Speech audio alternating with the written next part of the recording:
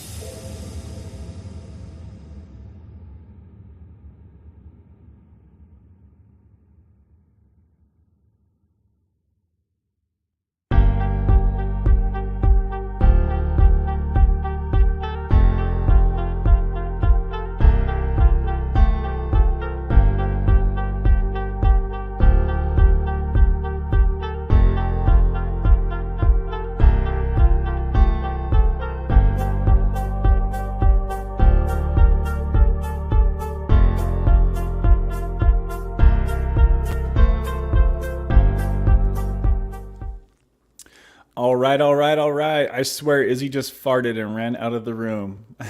Did you fart? Did you crop dust your daddy? Tell me the truth. Did you do it? What did you do? I heard this noise. It sounded just like a fart. And she took off running. I don't know what the heck that was. Hold on, baby. Just chill for a minute. Just chill. She's trying to get that snackaroni. How's everybody doing? How's everybody doing? She is persistent on getting this. I'll let her chill up here for a minute. How's everybody doing? I see some comments going off. I see some comments going off. She is going for that snack. Go get it. Go get it. Can you get it? Well, go get it. Go get the snack. Don't be scared. All right, let me get to the comments here. Let me get to the comments. Let her do her thing. There she goes. Now how are you going to get down, silly? All right, let me get her down, guys. Ah, say hi, everybody. I got my snack and I'm out of here. You need a groom, little girl. All right, guys. She's always whining for the snack when we start the show, so I had to do that for her. So before we dig into the comments, you guys see the disclaimer scrolling across your screen, which states, disclaimer, I am not a doctor and nothing on this channel is medical advice. So if you, my friend, if you're struggling with addiction, please seek out your own medical professional. This channel is for entertainment purposes only, for me to share my experience with you and for you to share your experience with others. So please do just that. I will remove the disclaimer now. As you see pop up on the screen, it says, please be sure and share with us your updates, goals, setbacks, etc. We want to support you on your path to freedom. There are a lot of people who frequent this channel, and a lot of people with a lot of different experiences. So if you've got questions, we have answers, guys. So throw some questions, throw some comments, tell us what's up with you, what your goals are, what you're trying to do. If you're struggling with something, let us know, post the comments. Don't be in here ghost listening. This is your family away from family, baby. Also, I'm going to throw up on the screen the sponsors of the week, and I'll shout out to them in just a little bit, but I don't want to get too far behind the comments, so I'm going to jump right to the comments real quick here, because I can see you guys are already starting to send some comments. So Hoonigan says first, wow, yeah, Hoonigan was way early at 10:30 this morning. That's definitely first. News to 3 says almost 2. I've been off and on watching this channel, but it's awesome to have something I can always go to and know that it will be happening on the date and time that I expected to. And that is, I love that comment, because that's exactly what I've tried to provide here for people, is a place where they can come every Wednesday and shoot the shit about the stuff that we talk about, right? A lot of people don't have these outlets in their real actual life to be able to reach out and talk to people who are struggling with things that they're struggling with, right? And also News to 3 says, I'm basically saying thank you for being consistent. It seriously helps, and it's so cool to know somebody that shares the same struggles in life is still pushing in a positive direction. I appreciate you. I love that comment. So thank you for saying that, and thank you for joining again. I know I've seen you in the live chats for the last, I think, couple streams now. So awesome to see you, and thanks for joining and following along here. Kimmy, what's up, Kimmy? Says, hello, my darlings. Please don't forget to show Kevin the love and smash that thumbs up button. Yes, please do. We have only 5 thumbs up on this video, guys. So we usually get that baby to 10, like right off the bat. So if you haven't yet done so, please smash the like. I would appreciate you. I really would. KG Smith in the house. Oh, these guys are all early. These are all comments before the show started. So KG, what's up, girl? Says hello, Kim. So KG showing up early. Good to see you in here, KG.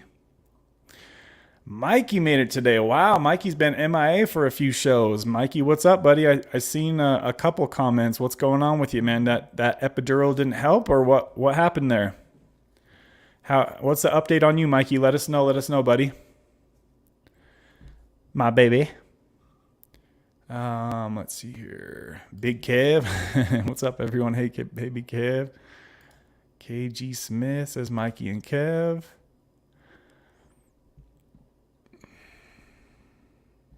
Oh, we just got a sponsor bomb. Let's fire up the Jets here. Marky Rizzo in the house, showing the love today. And that's probably the email you just heard go off there.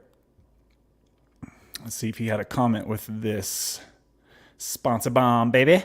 Fire up the Jets from Marky Rizzo. What's up? What's up? Fire him up, baby. Showing the love here. Showing the love once again. Marky Rizzo sends a $5 Cash App donation. Shout out to you, Marky Rizzo. Yeah. Oh, wrong one. I'm out of order here. It's all right. He likes this one in the well. Woo! Shout out to you, Marky Rizzo. I appreciate the love, buddy. What's going on with this today? Something seems slow on my phone today. So bear with me if I have, hopefully I don't have any technical difficulties. Let me see if I can move this around. It's throwing me off that the sponsor bomb is out of location. Yes, I can. There we go. Got it. So shout out to you, Marky Rizzo. I don't even see him in the comments. Are you here? Oh, there he goes. He says, woo. Shout out to you, Marky. I appreciate the love, brother. And I'm happy that you're here with us today. I know that he's been taking some streams off, but he's been showing back up recently. So good to see him back in the house. Also, Mama Deb I was going to say Mama Rizzo. I always read somebody's name as I'm thinking about somebody else. So sometimes I'll say the wrong word. You guys know how to do it. Mama Deb has been gone for a while, and she showed up on the Sunday stream. So that was good to see her. Good to see her. Let's see. Mike. 315. Oh, wait. All right. I'm all over the place in the comments as usual, guys. I'm going to try to make sure I touch on everybody's comments. My babies. Tara, what's up, Tara? Thanks for hopping on the show with us last week. That was awesome. Hey, everyone's sending all the good vibes to you all. Kimmy B, what up, baby? Says Kevin. Oh, she's just saying hey to everybody. That was awesome hanging out on your stream for a bit, Kimmy. Dang, I didn't realize you were going to go so damn late on that one. Wow, that was a hell of a first stream. What'd you do, like 3 hours? It's crazy how fast time goes on the live streams. Really crazy.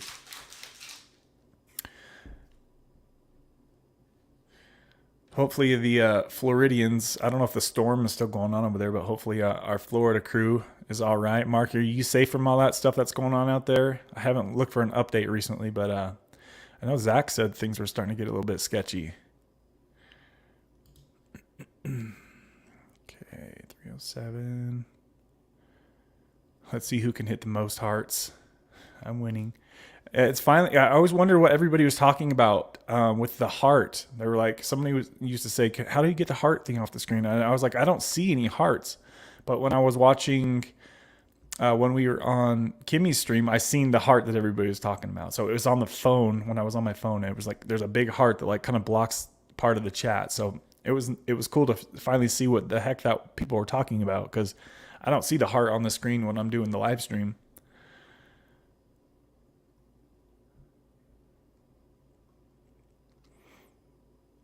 Marky says, hey, amigos. Am I working out? My thumbs are getting arthritis. Either way, smash. I don't think the heart does anything. So on my screen, there it like shows hearts flopping up like right there. I'm seeing hearts right now. But I don't think that has to do with the like button. I think it's two totally separate features.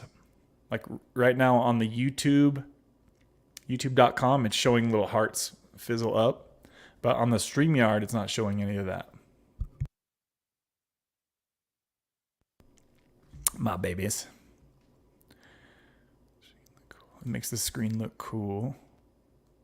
Oh, I was going to say, Kimmy, so you guys probably seen before the stream started today, the new, what's it called? What's the banner? It's a banner Kimmy made for me, and it looks so much better than just having my picture hopping up on there. So it did it automatically too. I didn't have to set it up that way with StreamYard.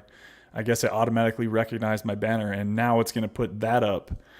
So it just looks a lot more like professional. So once again, thank you very much, Kimmy, for doing that for me. I know it wasn't too hard for you to do it, but to me, that would have taken forever to figure out how to do that. So shout out to Kimmy for making that for the channel. Baby. All right, where are you guys at? Oh, shit, we had We had a super chat. News to 3 says, let me see if I can pop this up here. $2 super chat from News to 3 says, thank you for being consistent. Shout out to you. Let's go ahead and fire up the jet here for the sponsor bomb. Super chat. We don't see those too often. Oh boy. Oh boy. Oh boy. Sponsor bomb. Shout out to you, News to 3. I appreciate that. And you are welcome. Yes, I try to be as consistent as possible, guys, because I know how when you start to rely and get too used to a schedule with a channel and then they switch things up, it can kind of suck it sometimes, especially if you're looking forward to it, right? So I definitely try to be as consistent as possible for you guys. So I'm glad that you enjoy that, my friend. I'm going to leave that up on the screen for just a little bit here. How's everybody doing out there? Give me some updates on you guys. Babies. Izzy needs a freaking groom. I got to say that much. She's like due. I got to get my teeth cleaned. Is it tomorrow? I have a teeth clean tomorrow. Not looking forward to that.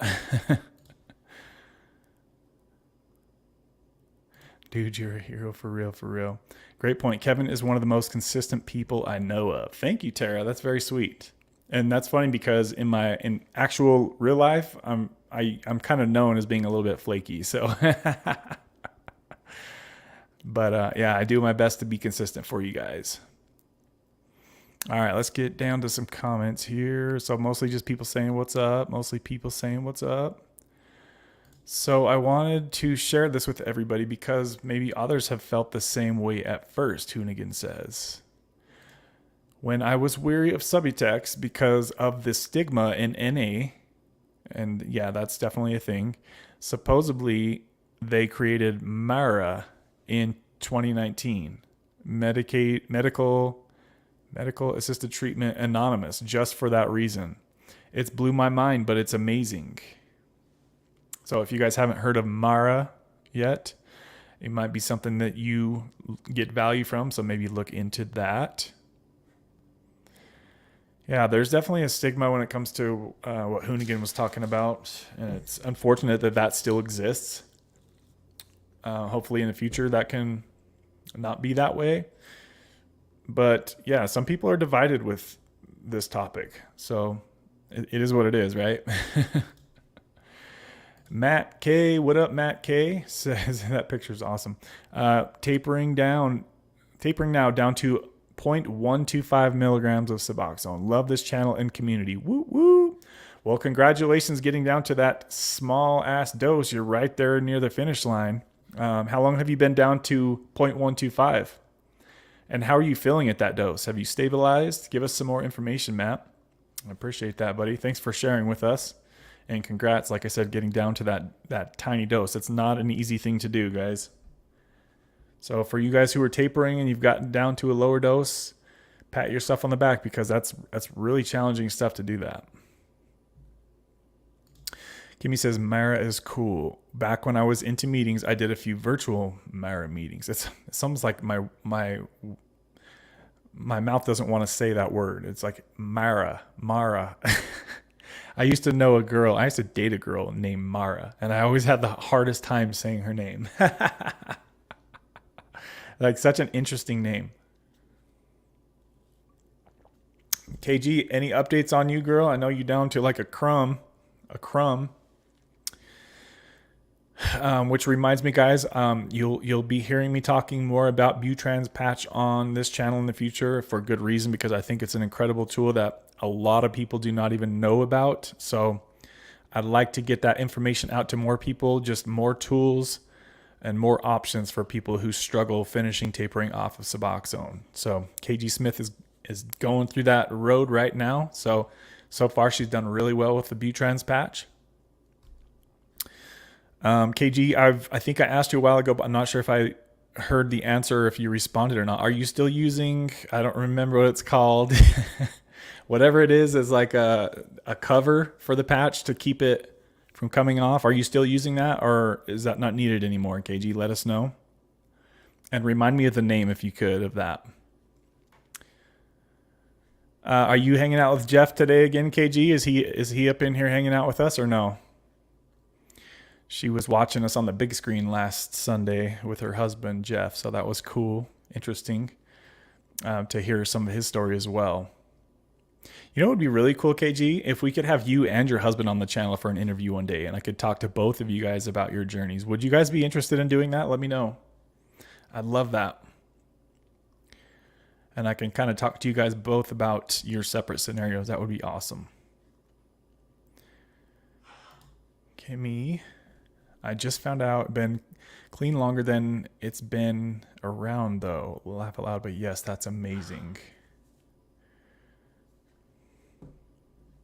I just had kind of you could almost call it a job interview, but not really. So there's this car dealership that's about a mile down the road from me. And it looks like it's like the perfect setup for somebody like me to come in and basically help fill their lot up with cars. It's like a nice little car dealership and they have a lot of extra space and it's been that way for a while. So I've been meaning to go talk to them and see if they were interested in a guy like me.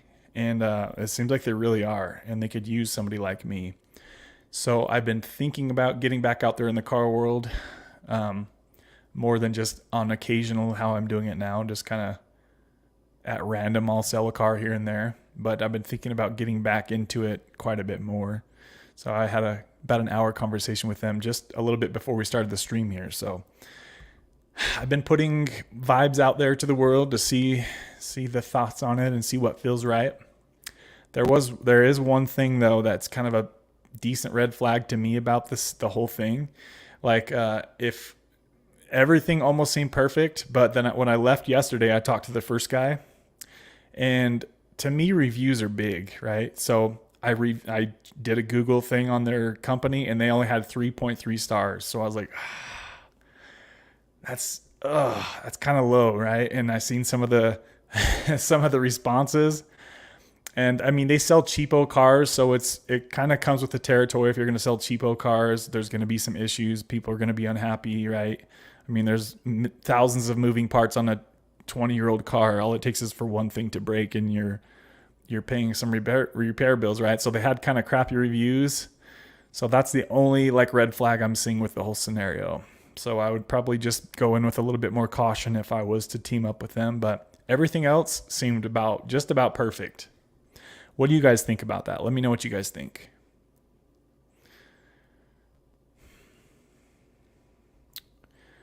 Jeff's working, Kev. Okay, so he's not here today.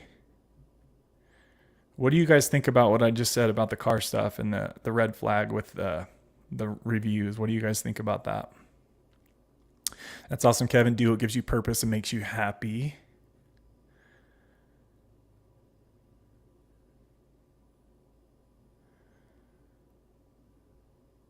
So News to 3 says, hey, there's 14 people in here and only a few likes. If you haven't already, hit that like button. Yeah, guys, smash that like button like News to 3 said. I'm only showing 5 likes. Is that what you guys are seeing too? That can't be right. Is that like machine broken today? Where the likes at, guys? Where the likes at? Half an hour we've been on here already. Let's see here, almost half an hour. And I was wrong on the stream last week. I thought we hit the 4-hour mark, but it was like 3 hours and 57 minutes.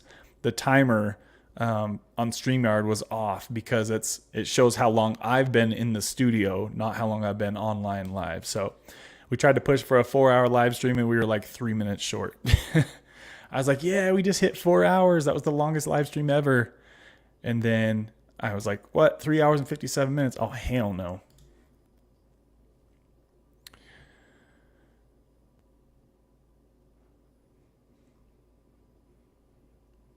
All right, where am I at in the comments here? Oh my God, Kevin, I'm going to get in trouble. Why can't I just stay appropriate? I'm just going to delete them after they're over. What do you mean, Kimmy? What are you talking about, girl? The comments? Are you talking about your live stream?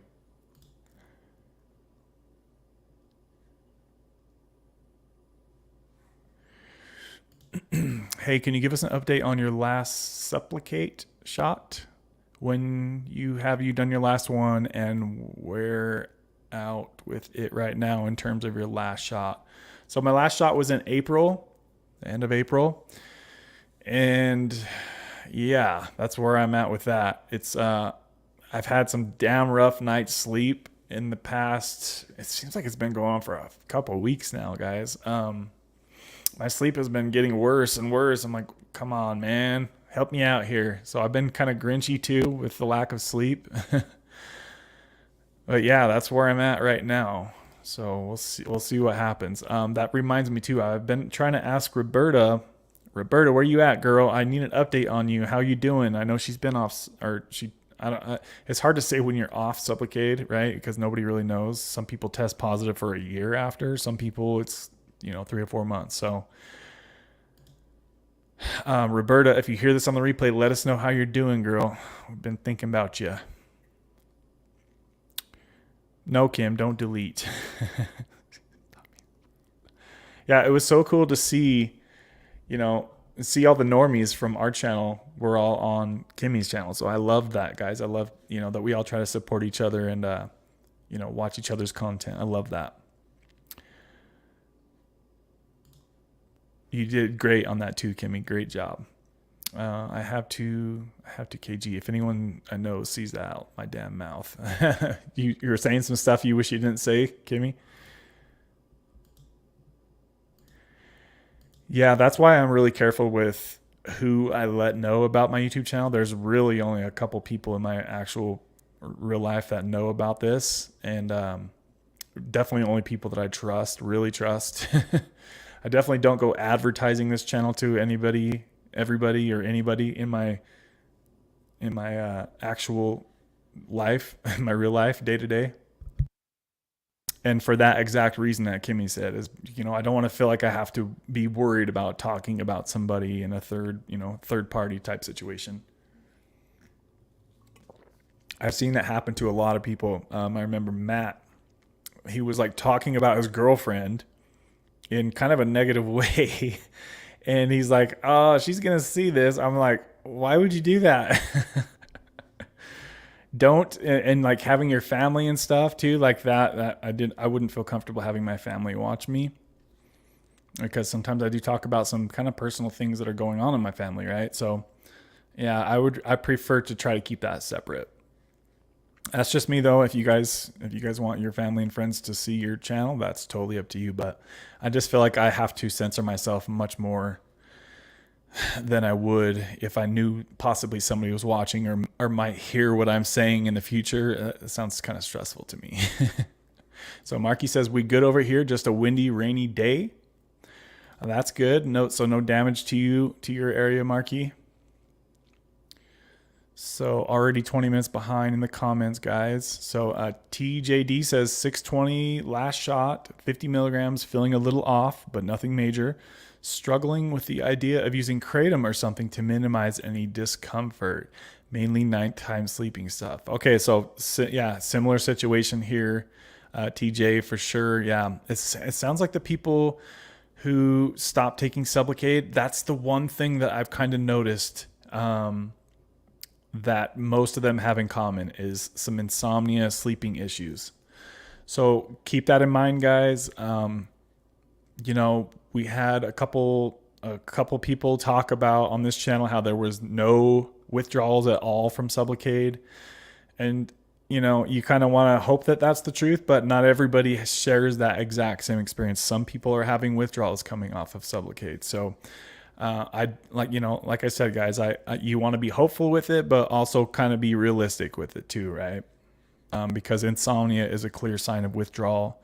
You guys hopefully already know that by now as well. But yeah, I would say definitely, man, try not to use Kratom because, we've seen Justin talk about how he was like, dude, I really wish I never did that. But I know how it is, man. I know how it is. I understand you totally, TJ, for sure, buddy.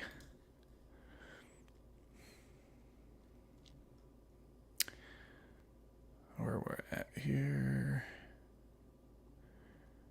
Just throwing it out there to get some feedback. I think I'll be fine, but I'm a baby when it comes to the type of withdrawal. Thanks, guys. Yeah, a lot of us are, buddy. A lot of us are. Cute dog picture, by the way. It's definitely different than the like button, hitting the like, but it should be the first thing anyone does even before you start to stream. Yeah, sometimes I'll have a lot of likes before we even start the stream, so that's cool. Yeah, only 7 likes on this video so far today. Definitely running short there, big time. Unless my computer is just going slow, but which could be because I have like 30 I have like 30 windows open right now, and I haven't rebooted the computer for a long time. So poor thing's probably mad at me. Oh, that reminds me too, guys. I just literally recorded like 7 shorter videos, and dumbass, I was doing it on the Wi-Fi and not directly plugged in like I am in the live streams, and there's like glitches in there. I was like, bruh. So I don't know if I'm going to post them or have to redo them all or what, but oh man, learning the hard way here, learning the hard way. I literally made like 7 videos. They're like 10 minutes long.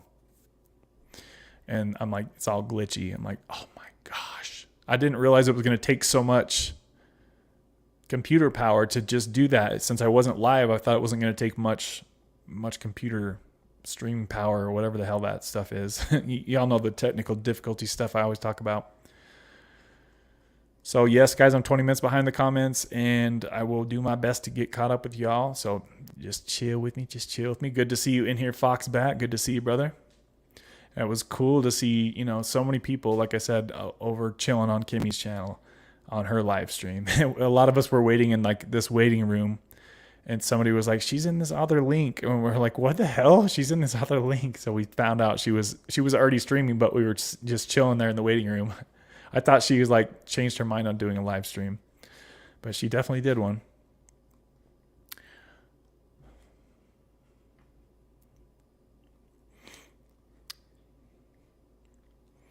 Yeah, I guess that works, Kimmy. I'll still say what I want, just delete them.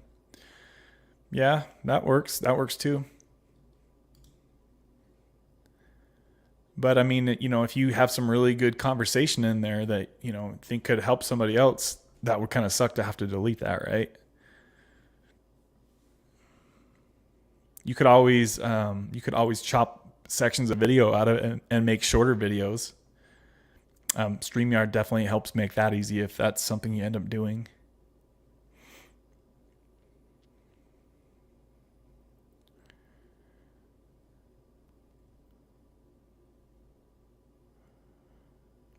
Tara says, update, my nurse practitioner of psychiatry has been talking with me about ketamine treatment. I've been looking into it and am actually considering it. What are your thoughts on this, Kevin?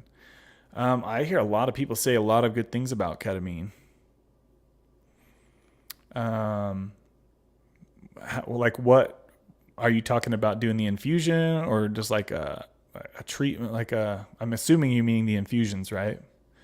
Because some people have said, I guess they make, am I thinking the right thing? They make like a prescription that I think you inhale it or something like that. And I've heard that doesn't really work as good, but I've heard the actual ketamine infusions, they do some pretty cool things, especially if you're okay with, I'm pretty sure it changes your consciousness while you're on it.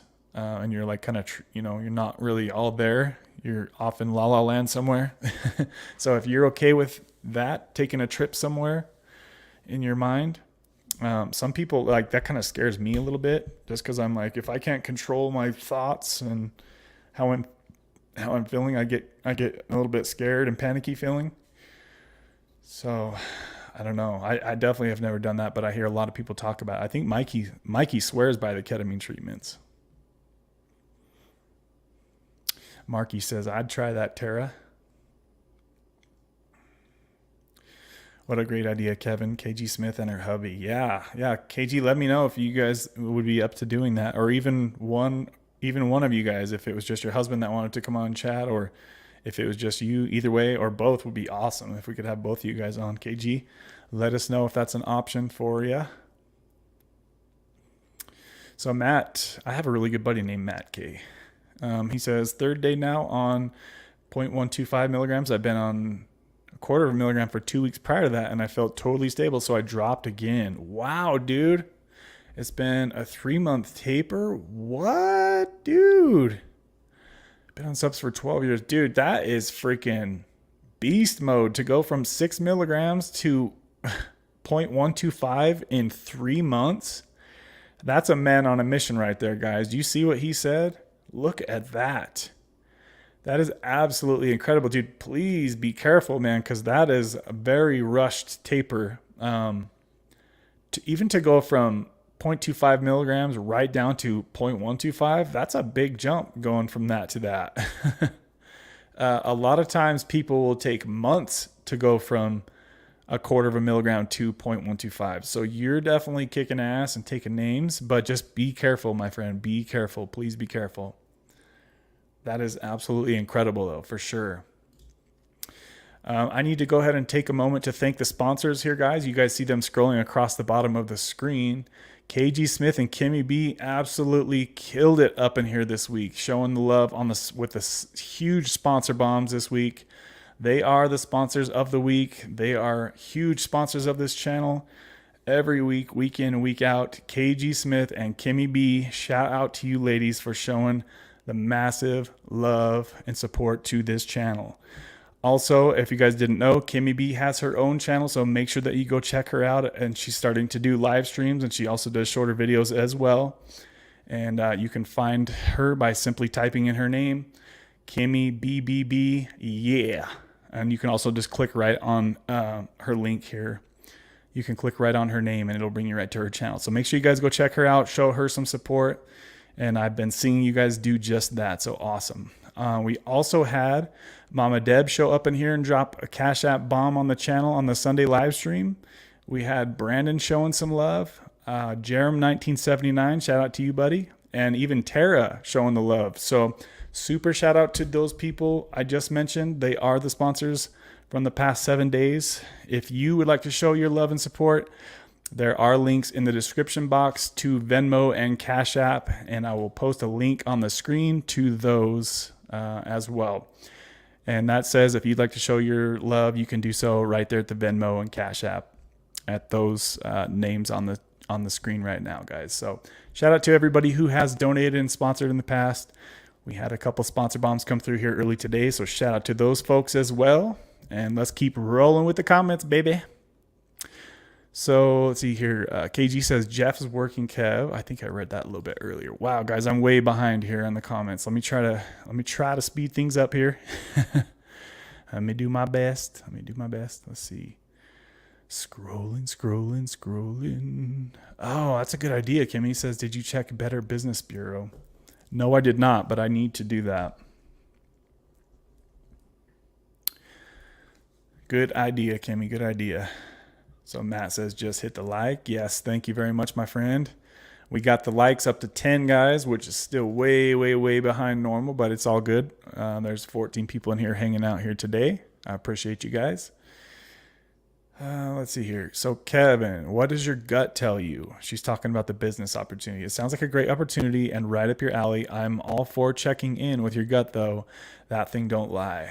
Yes, so it's like when I'm there in person, it feels great. I love the vibes from the two guys. They're both 60 years old. They've been in that building for 10 years selling cars, right? So they have a lot of experience. I know that I bring a lot to the table when it comes to like me coming into their business and helping grow things. I know I would help them out in a lot of different ways. I have a lot of contacts and I have a lot of connections in this area, like all kinds of random stuff from police officers to lawyers and doctors and like just random shit like that. I have awesome contacts at the credit union for people that could help do car loans, make them easy, right? Like I just have tons and tons and tons of different contacts and hookups, I guess you could refer to them in this area, because I've been in this place my whole life pretty much. So I know I bring a lot to the table and it would just make them more money. You know, it just like we would just all kind of help each other out basically. So yeah, I feel really good about it. It feels like it would be a really low pressure. It's not something I need to be there 9 to 5 every day. You know, I'm not going to be like the car salesman-y kind of guy. I would never want to be like that. Have to be like a high pressure car sales guy. That's never been the way for me. It's like the cars that I get, they sell themselves pretty much, right? I can't stand when people are like super salesman-y, high pressure. That stuff is like, ugh. dude, tacky. But I get it. You know, sometimes with the company that you work for, that's how they train people to be. It's like very high pressure. So, but yeah, just kind of off topic there. So let's see here. Hold on just a sec, guys.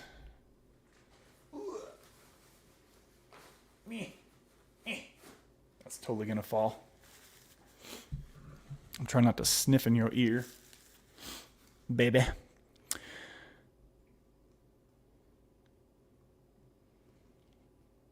So Marky says, one of those alternatives freed me from Suboxone hell. So it doesn't sound like Marky had the best experience with his Suboxone journey. And I think he's talking about his Iboga experience. Is that what you're talking about, Marky? Yeah, some people really are not too fond of their Suboxone experience. And it definitely sounds like that's how Marky looks at his Suboxone experience. There's some people who really do great on Suboxone, right? So it's going to be different for everybody. Some people really hate the stuff. Some people, it's saving their life every day. So it's different for everybody. And it's cool to see how different it is for everybody. And that just goes to show you guys that, you know, all these things are going to be totally different for everybody. So let's see here. Foxbat says, hey, Kimmy G, Tara.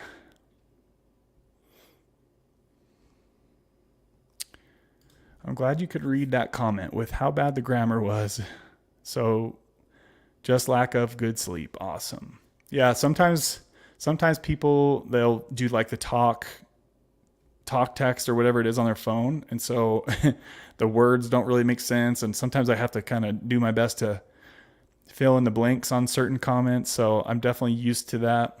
So yeah, I'll always do my best to try to read what I think you guys are saying, because sometimes it's off.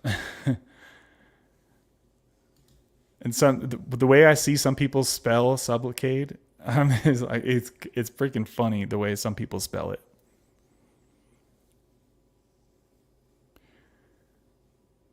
But I have my own words that I pronounce weird and goofy too. So it's, you know, I'm not teasing anybody, obviously, but that's right, Marky. I need to watch your interview with Kevin. You're on deck. Yeah, that was a while ago. Marky's actually been on the channel, is it 3 times? 2 or 3 times? 2 times for sure. I know almost every time I talk to Kenny, you guys remember Kenny's scenario I was talking about not long ago. Every time I talk to him on Clarity, when he reaches out to me on there, he talks about he watches the interview I did with Marky Rizzo and Sonny S, and he always mentions clips from that video specifically. So I think we really killed it on that interview, and that video specifically really hit home for Kenny for sure. And we had a lot of great points and discussion in that video. So if you guys haven't yet seen that, go check it out. Should be able to just type in Kickin' Addiction, Marky, and Sonny, and it should pull up the live stream. And like I said, I think that was about a year or so ago. It was a while ago we did that. Baby. And then I also did one just separate with Marky, and he was talking about his Iboga stuff as well.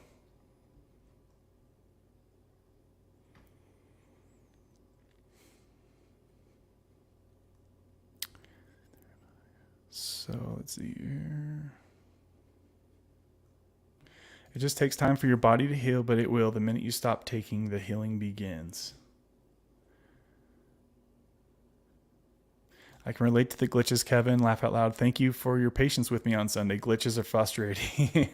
Yeah, it took us a while to get Tara on the channel. If you guys haven't seen that yet, in the comment section, I put timestamps of when she was actually like, we were actually on the channel with her. So you don't have to, because it was like we didn't get her on until like the last half of the show.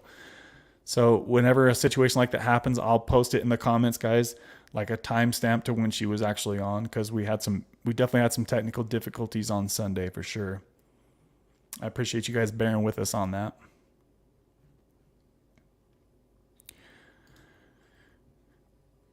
Kimmy says, yeah, because your community rocks, Kevin. Yeah, we have a great little community here, guys. I really appreciate each and every one of you who do watch this channel, and then who also go and support others on their channel as well.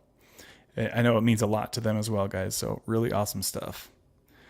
It was nice to see you go live, Kimmy. Yeah, I seen Fox he hopped on towards later half. Usually Fox creeps in towards the later half of streams, I feels like. But Kimmy, your stream was really late.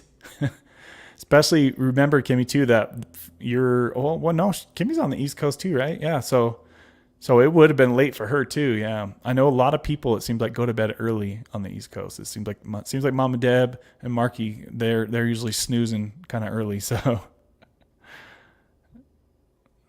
haven't seen Sonny lately. Maybe he'll pop in.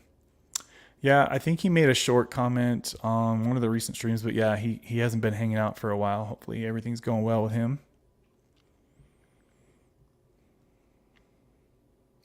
Yeah, Kimmy, I would say try to find a night that works for you, that you know you can kind of commit to, and then just, make it a night. Do that for a while and see how it goes. It seems like you were having fun with it, right, Kimmy? Yes, thank you for bringing that up, Kimmy. So yeah, she says, I'm also hoping Brandon and his dog are okay. Yeah, Brandon, let us know how you're doing, my friend. I know that he's been really kind of struggling. His dog was really struggling recently, so we were all having Brandon in our thoughts and prayers because he's been struggling, and he had a relapse not too long ago too. So we're hoping that everything's going okay with him and his dog.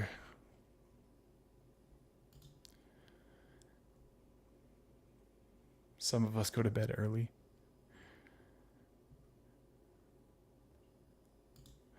Marky, I work till 9 on Mondays. Could do it earlier on Tuesdays or Thursdays. We'll see. I just don't want to kickstart another dependence, so just looking for encouragement or some anecdotal experience. It's not withdrawal, it's just an uncomfortable feeling that lasts like 30 minutes or so. Yeah, that's what's so different about Sublocade is it seems like a lot of the things when they happen, they just kind of come and go, right? As far as like if you have some off feelings. I remember it was Rachel. She thought she was having RLS, and it was actually something totally different from RLS. So, and that's while she was on the Sublocade shot. I was like, that doesn't sound right. That does not sound right.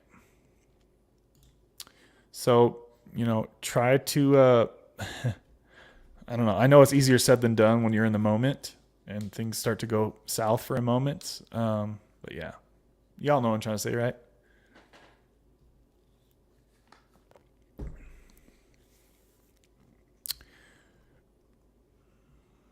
Fox says, I've never done ketamine therapeutically, but I've done it so many times recreationally, and it's a wild drug. I gotta say, super intense. So what does that process look like, Fox? Because I've always thought, wait, now I'm thinking, like, what are the different ways that you can take ketamine? Is there a whole bunch of different ways? I definitely don't know a whole lot about it, so I don't want to act like I do.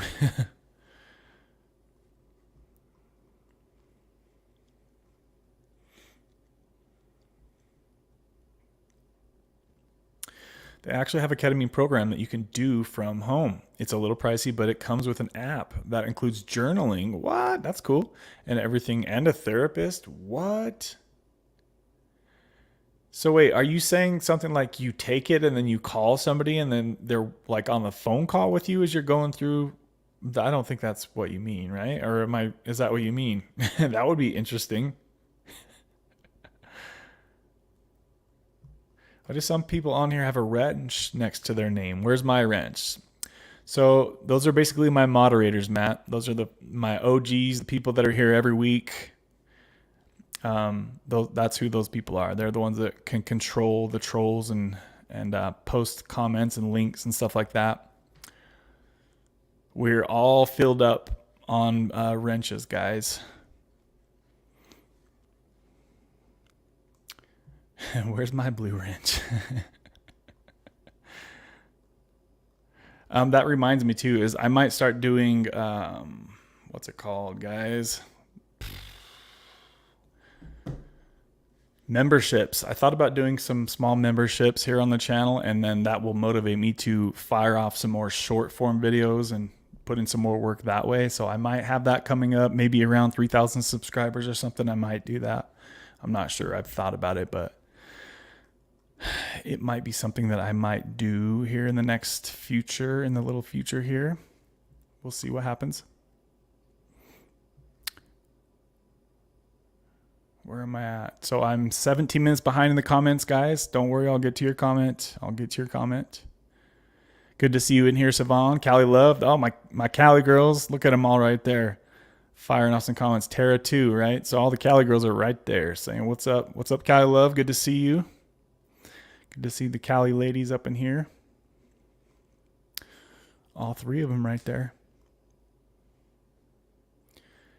KG, where are you from? I'm trying to remember if you've told me before. Let us know where you're from, KG.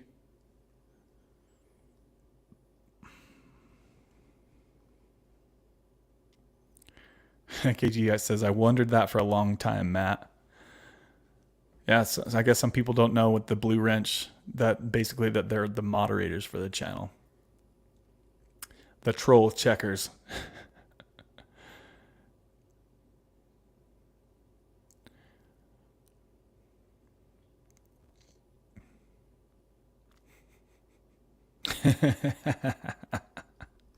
Freaking Marky, hilarious. That's a serious effort you're putting in. You're in a good company here. Please keep us updated. Inflation prices. Tara, I hope I don't stink. Shannon, what's up? Shannon says, hi all. I'm still off the subs. I'm extremely depressed and anxiety daily. I feel my heartbeat all the time. I didn't start until I jumped off. Dang, girl. It sounds like your blood pressure is probably really high. Have you checked your blood pressure, Shannon? Go buy one of those little wrist, they're like little wrist blood pressure checkers. And keep an eye on your blood pressure and your heart rate too. And yeah, if you're in withdrawal, how long has it been now, Shannon, since you've been off? If you're in withdrawal, your blood pressure is likely going to be through the roof. You want to kind of keep an eye, because if you can feel your heartbeat, that's usually a pretty strong sign of withdrawal. And high blood pressure as well. I'll think about it, Kevin. I'm just so self-conscious about my accent. Mississippi accent is no joke, and mine's even worse than others. You don't got to worry about that, KG. You're going to be just fine. You're going to be just fine. As I say it with a little accent. Yeah, think about it, KG. No pressure. You're always welcome here, though, and I'd love to interview you for sure. So just let me know whenever you feel comfortable doing so. No rush on that. And ask Jeff if he'd be willing to do that as well. I'm really curious if he would let me ask him some questions about stuff. Hi, Shannon. How long now? What did you jump from? Sounds like palpitations. I can relate. Yep.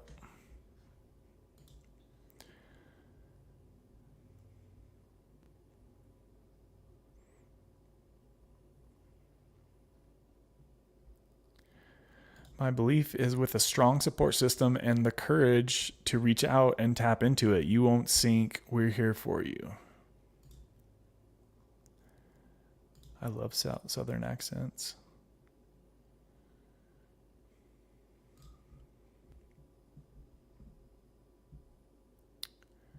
Shannon says, thanks everyone. I jumped off of less than 1/4 milligram almost a month ago. I waited to start working again because I feel so terrible. Okay, now it's coming back to me, Shannon. I remember the conversation we had before you jumped off. You were like, oh, I'm not working now, so I might as well do it now. And you did do it then too. I remember that now. Okay, so it's coming back to me. I haven't seen you for a bit, Shannon, so she says, I didn't think it would be so bad. Yeah, right? I mean, you taper down to this small ass dose and then it's still really hard. So I understand. I know exactly what that feels like. It was the same way for me, so I can relate to that. It reminds me of Darlene, but she jumped off at 16 milligrams and she was really struggling for a long time. It seemed like I haven't heard from her much. Darlene, let us know how you're doing. If you can give us an update. She cold turkeyed 16 milligrams, guys. That's freaking, whew. That is not recommended. She had no idea withdrawal was going to be like what it was. Some people don't really understand how serious of a withdrawal bupe can be. And then they find out the hard way. Like, that's how it was for me the first time I tried. I was like, well, I'll just stop taking it. It's not that big of a deal. 15 people in here, 16 likes. Let's get that baby over 20 real quick, guys. If you're just stopping in here, please smash the like and drop a comment. I'd appreciate it. For the algo, right? For the algo. Sounds like you're already experiencing pause, Shannon. It's so hard, but I promise you, you can do it. Yeah, I know Kimmy really struggled with that for quite a while. I've heard some people say that they've had pause for up to like a year. So I don't say that to scare anybody, but some people say they don't get pause. Some people say they've had it for like a year, right? So it always goes back to the same thing, guys. It's different for everybody. You've been through the toughest part, Shannon. It's tough because you're healing. You got this, and we're here for you. Yeah, keep checking in with us, Shannon. Let us know how you do going forward. Keep us in the update. Definitely keep an eye and check your blood pressure and your heart rate and make sure that you're not too far off where you need to be. Especially after this long, right? After a month, coming off of only 1/4 milligram. Yeah, that just sounds kind of off a little bit to me. If this only started once you stop taking just 1/4 milligram and a month later you're still having that, I would definitely check on that. If you can, girl. I think those blood pressure testers are like $25.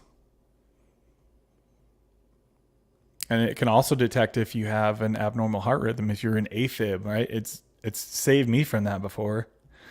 It was like, it did the test and it was like beep, beep, beep, beep, beep. And it shows a heart like with an X through it. It's like flashing. I was like, what the hell does that mean?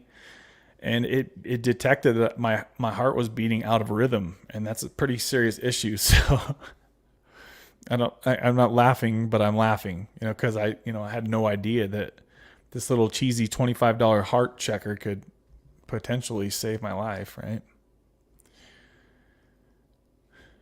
I've been to the ER a few times thinking something was really wrong. My self-esteem is so low not doing anything.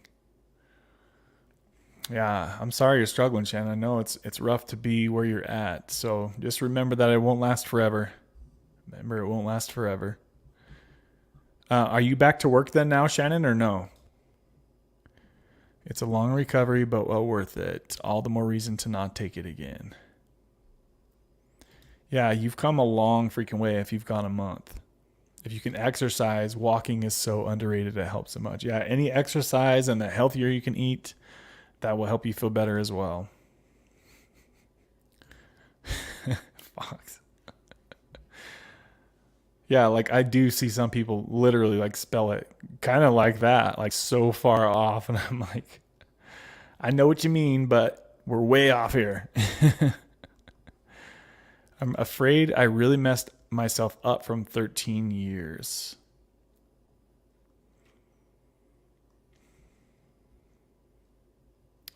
I'm so glad I'm not alone. Yeah, you're definitely not alone, Shan. There's been a lot of people who have had struggled for quite a while with that stuff. So you really just have to be patient with yourself. I know it's much easier said than done for sure. Especially when it's like every day, it's like, damn, when's it going to start getting better, bruh? Come on.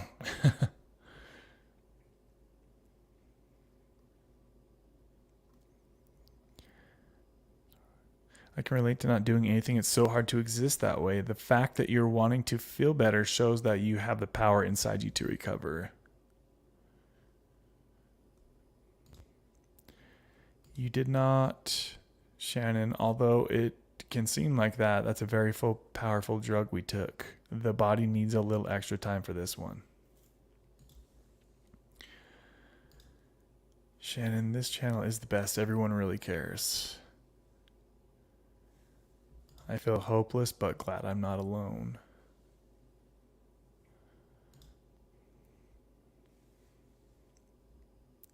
So it looks like I'm about 15 minutes behind in the comments now, guys. I'm slowly pulling on you. We've been on here for 1 hour and 3 minutes. We've got 17 likes. Let's get that baby over 20 real quick. I know we can do it real easily. So just smack that like if you haven't yet done so, guys.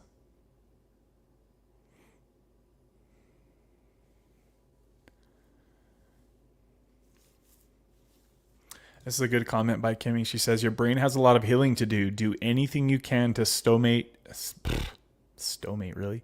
To stimulate dopamine. I'm like combining the words. Stimulate dopamine regeneration. Exercise, sex, self-love. No, I'm not being inappropriate. It stimulates the dopamine. Eating right, etc. Yeah, any type of cardio or meditation you can do, or going and sitting in the sauna and just suffering and sweating the toxins out of you. You know, there's so many different ways that you can try to do little things that will start to make your thoughts and feelings be better. Definitely eating healthy is one of the biggest things anybody can do when going through this stuff. Learning how to eat healthy if you don't know how. If you're the kind of person that lives on other people cooking food for you in fast food restaurants and, you know, going out to eat all the time, then it's a good time to learn how to start cooking some healthy food for yourself. Save a lot of money doing that too, baby.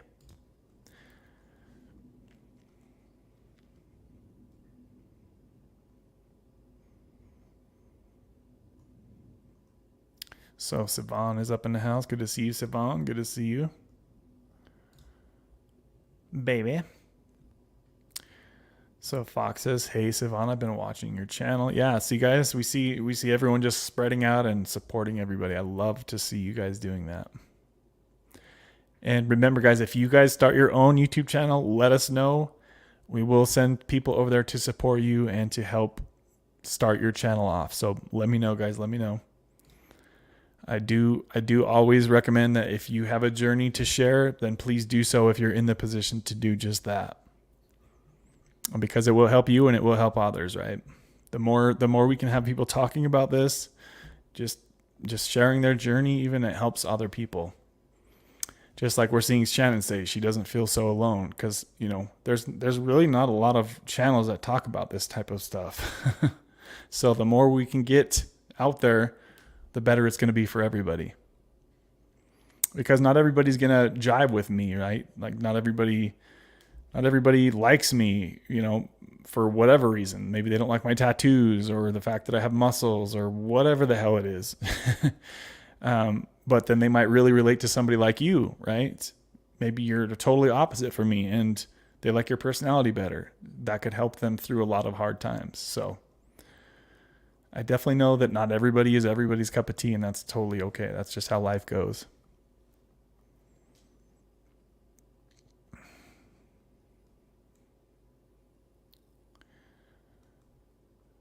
KG, the homies are in the house.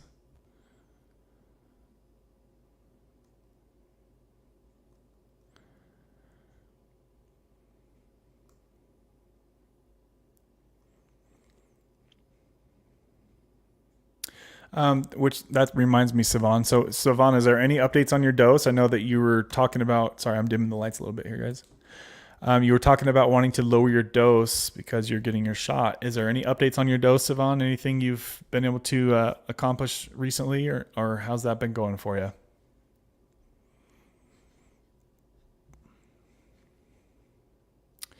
Callie Love in the house. That's funny. Siobhan and Callie Love both got here at the same time. What's up, Callie Love? How you doing, girl? How you doing, baby? Let's see here. Shannon, things like this live stream and adding in extra walks and trying to flood your system with water. That's a really important one, guys, is staying hydrated. Make sure you guys are drinking a lot of water. When your sleep starts to improve, you know you're super close. Good points there, my friend. Good points.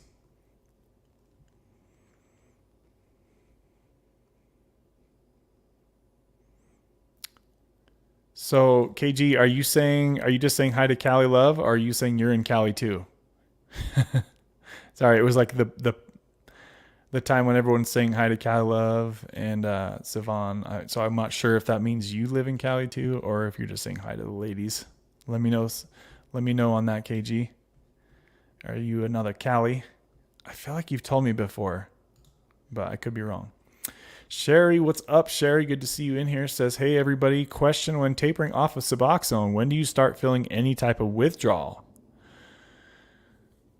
Well, the comment that you said there is kind of two different comments. So tapering and coming off of Suboxone are two different things.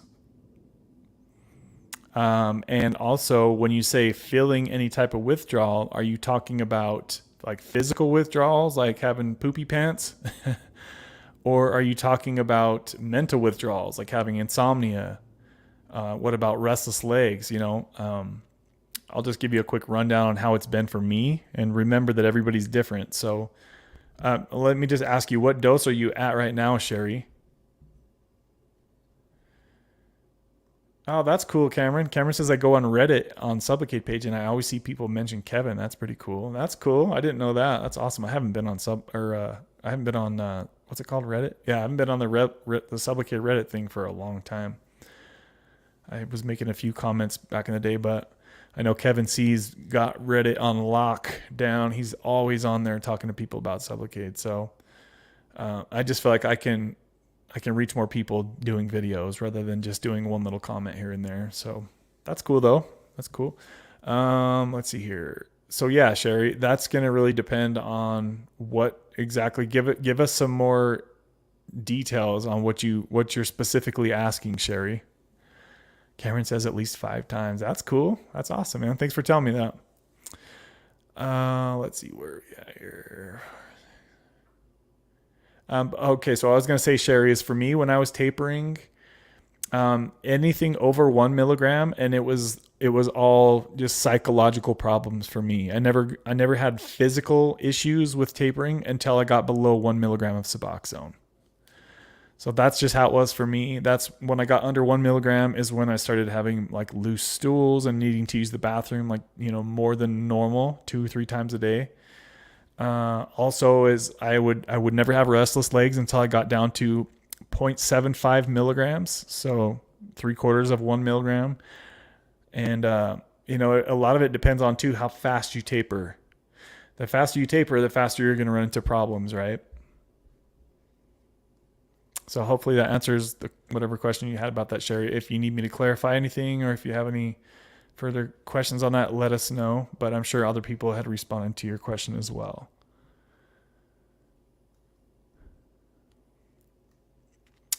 So Savant says, Sherry, for me, I usually start to feeling it around day 3, but it's different for everyone.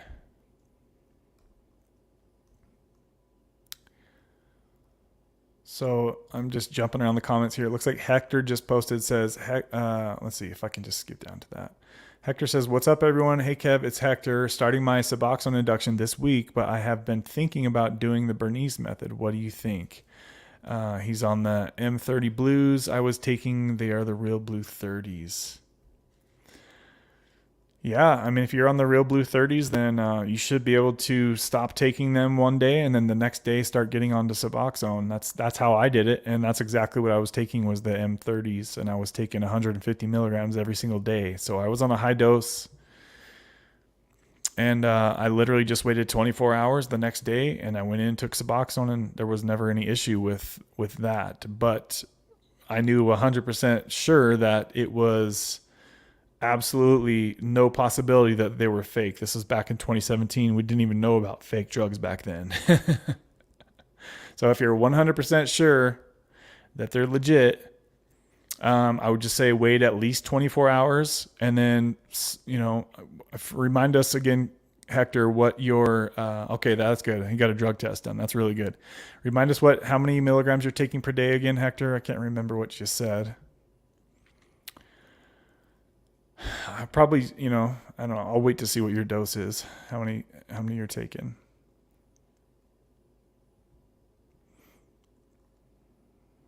Wow, I'm so far behind in the comments, guys. So Hector says I was taking around 60 to 100 milligrams a day. Okay, so yeah, I would say just from everything that I've been through and experienced and talked to everybody on this channel, I would say try, if you can, to have your doctor, let me think, 60 to 100 milligrams a day. Start off low and try not to go over 8 milligrams a day in total if you can. The lower that you can get steady on and feel good on, the better you'll be in the long run. If you start going for broke and try to squeeze your doctor for everything they've got, and you're like, doctor, I need 16, 24 milligrams, and you're like milking them for everything, then you could be setting yourself up for a really long Suboxone experience. But I would say maybe somewhere around, I would say probably maybe somewhere around 2 to 6 milligrams might be a perfect dose for you, but you'll have to mess with it and see. It's going to be different for everybody. Yes, less is more, but you have to be good, right? You have to be good with you have to get to a point to where you have enough on your receptors to stop your cravings, or at least, you know what I'm saying? Like, you have to be good. If you're really struggling, it's going to be hard to find any stability with Suboxone. So yeah, hopefully that makes sense what I'm saying there.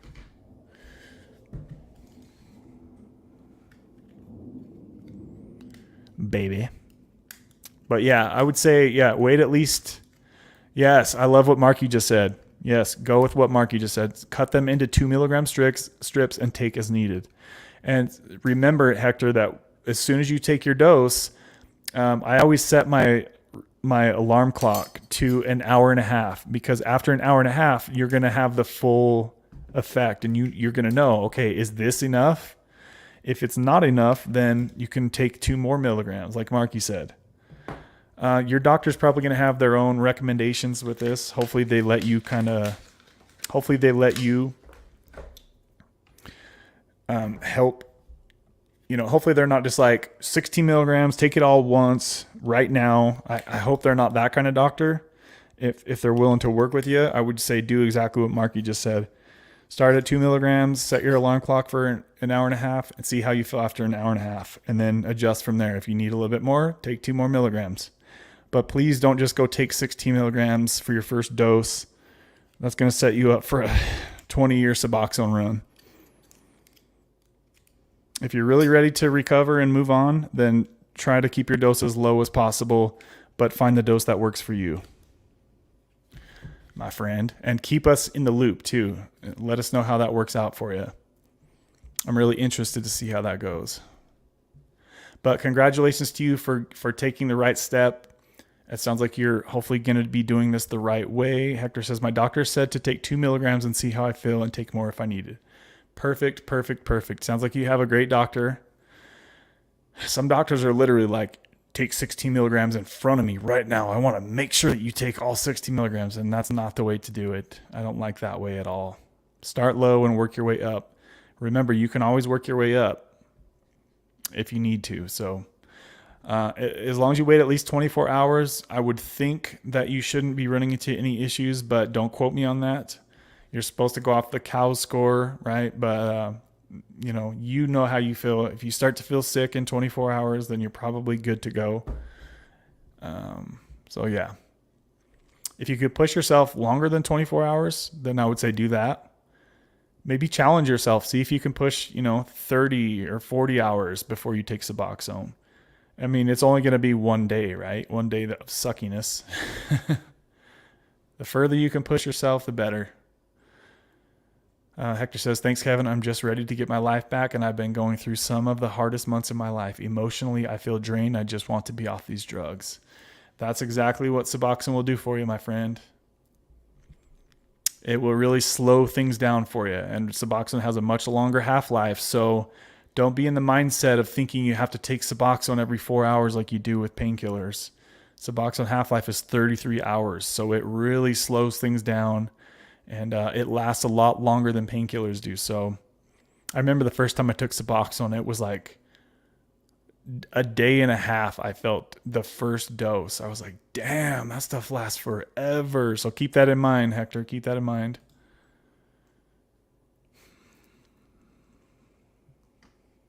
So Fox says, up the nose or IV. So he's talking about what we were talking about earlier.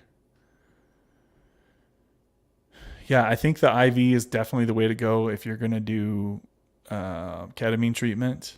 That's everything that I've heard. But like I said, guys, I don't have experience with either, so I can't really say either way. I'm just letting you know what others have said to me. We've got 20 people in here and only 18 likes, guys. What's up with the likes today? Let's smash that, baby. Come on, let's do it. Let's see 20 right now. Let's see 2 people smash that like button real quick. 18.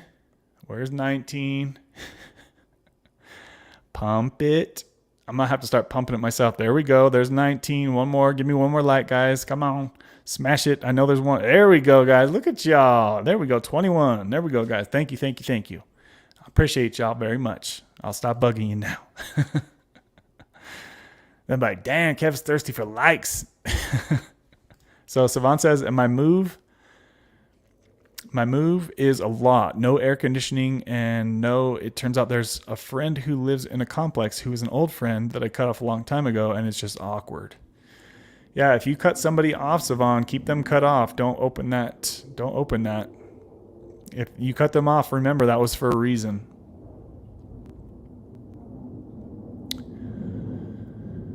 Wow, I don't even want to say how far behind I am in the comments, guys. I'm 30 minutes behind. I'm going to start doing the rapid scroll here, and I'm going to try to hit only on the comments that really need my response.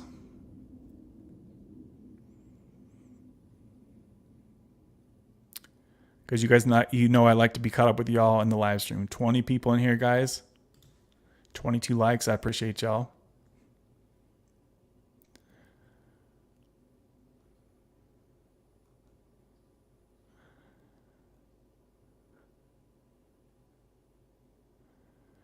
Savon says, okay, literally that sent me free. Wow. Can I hire you as my therapist?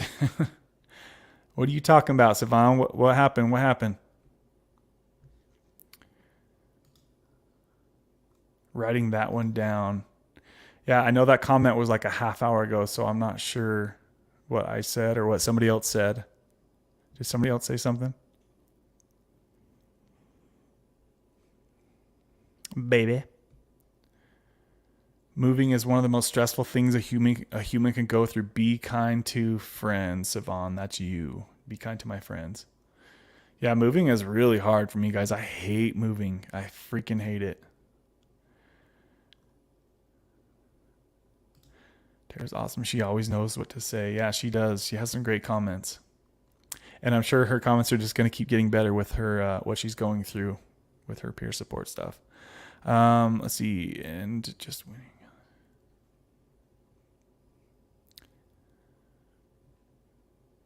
So they send you a kit that has pre-measured doses, and you go to a secluded area, put a cover on your eyes, and listen to guided meditation. Wow. That's pretty cool. By the way, Kevin, my sister is really struggling with Kratom, and what do you think the next step for her would be to get off? She started to chart her dosing. I've been wondering about her because I haven't heard a lot from her, Savon. So, yeah, she definitely needs to keep track and start measuring. Do you know how many grams she's taken per day now, Savon? Do you have any idea? I hate to say it, and I know will be people that disagree with me, but if somebody is really struggling with Kratom and they've tried several times to get off, I would consider getting on Suboxone. Because of the longer half-life, right? Suboxone really slows things down. Just like going from Suboxone from painkillers to Suboxone, it's really slowing things down. She doesn't want to do Suboxone. I don't know about a lot, but she may need to. Yeah, I mean, if she's taking a lot, that's like the definition of addiction is just like something she's having to take all day. And is she spending a lot of money on it? Like, do you think it may be harder getting her stabilized at 2 milligrams and then having her get, yeah, I mean, that would work. That would work. She would need to be stabilized on Sublocade or Suboxone before she can take the Sublocade shot. If she doesn't want to stay on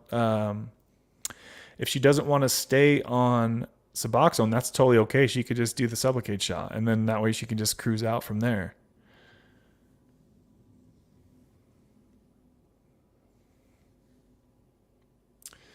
But obviously, guys, the ideal way to get off of Kratom would to just be to taper yourself down and get off, right? But we're hearing that there are many people out there that just can't do that. It's much easier said than done. It's making her really stressed and so skinny. Yeah, and I'm sure her liver is not doing well. I've heard a lot of people say that they have liver problems with Kratom, especially if you're taking high doses, right? Shannon says, my doctor wouldn't give me the shot. I've heard such good things about it.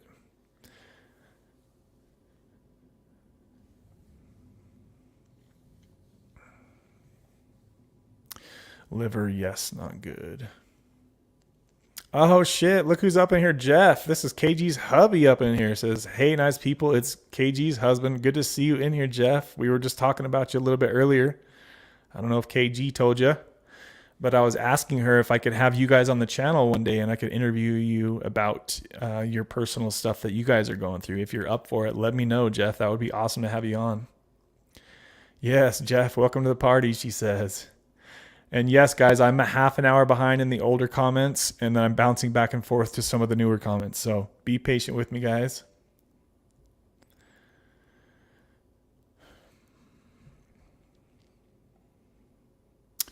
So Eric says, hey, Kevin, after you burned your Suboxone, what time frame or months did it get easier where you didn't miss the oral dose? Because I know it wasn't easy right away. Honestly, it wasn't too long. I think I remember almost exactly how long it was. It was like 10 to 14 days, Eric, before I stopped even thinking about Suboxone. Once the possibility of taking it is eliminated, the oral obsession goes away pretty freaking fast in my experience. So Jeff says, thank you to all. So let's see here. Jeff, welcome, dude. Scott in the house says, hi, Jeff. Do you have any comments or questions or anything about where you're at with the Norco, Jeff? I'd love to answer any questions. Are you having any issues? Are you having a low T? I think KG said you were going to get your testosterone checked, right? I'm really curious to hear what your numbers are. If you can get that, let us know. I was super interested in ketamine to use as a tool to get through withdrawal, but when I did, it was not from a doctor at all, and I actually did way too much. Yeah, that sounds scary to me. If you don't know, if you're trying to figure it out yourself, I wouldn't recommend doing that unless you know exactly, the right dose. Do your homework, guys. If you're trying to, I don't recommend anybody do that kind of stuff on your own.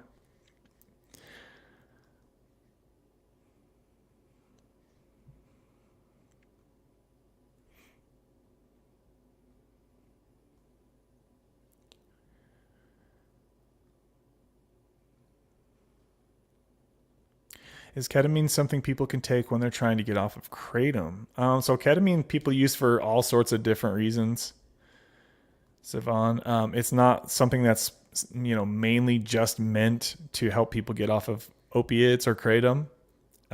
It's usually a lot of people use it for depression, severe depression. They'll use it for, but some people do use it to help. After you've gone through the acute stage of withdrawal, then maybe if you're really struggling with energy and depression, then ketamine might be something to look into, after the acute withdrawal is over. I don't think that a lot of people use it to go right through acute withdrawal, but I could be wrong. If you guys know of that, let me know. Oh, so yeah, so she's in Mississippi. That's what she was saying earlier. Okay. I was just, for some weird reason, I thought it was like, all these ladies are over there in Cali, because everybody from Cali popped on all at once. So it's like, I feel like there's a lot of people from Cali and a lot of people from Florida that watch this channel.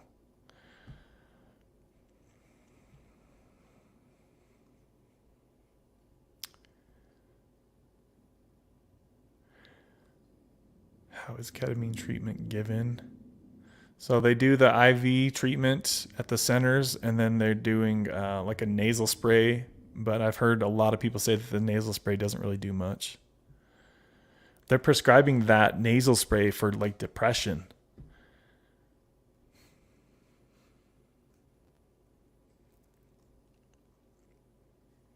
Nate S is in the house. What's up, Nate? Me either, but I saw your question and I feel the same way because my shot's coming up and there's just a lot of fears about it. Yeah, and that's totally normal, Saban. That's totally normal. A lot of people are scared to make that transition for sure. I was the same way. So Shannon says, I even tried taking a small dose and it didn't help me. A small dose of Kratom or Suboxone, Shannon?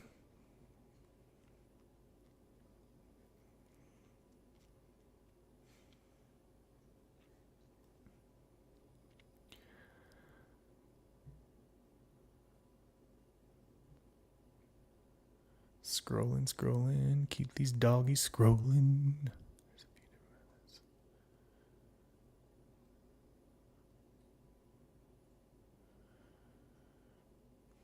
So Kimmy says it's for anxiety, depression, lack of energy, motivation, anhedonia. Yep, which is what a lot of people get when they come off of Kratom and Suboxone.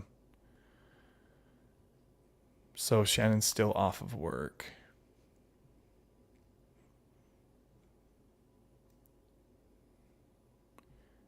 That's a good point. Kimmy says, Shannon, do you think working could maybe actually help? I feel like I would have been miserable if I hadn't worked.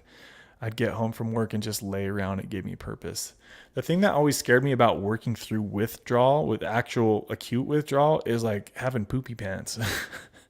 Because it would be like I'd have to go to the bathroom 20 times a day, guys. And that would be miserable trying to work through that. That's the thing that always scared me about trying to work through withdrawal is the poopy pants. Put a freaking diaper on.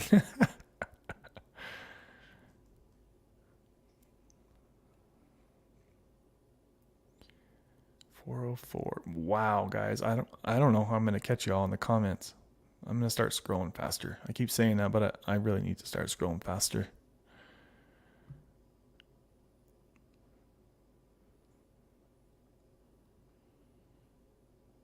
Scrolling. So Savant says I'm at 5 milligrams. I'm trying to stay there. Okay, so that's good. You got back down there. I know you said your dose was kind of creeping up, Savant. So yeah, so she's going to get a 100 milligram Sublocade shot. So she'll let us know how that transition goes, guys.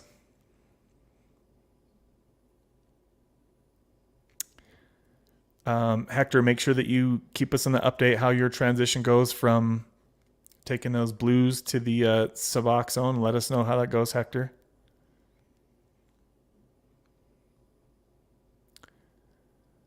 Scrolling. All right, now I'm less than 20 minutes behind.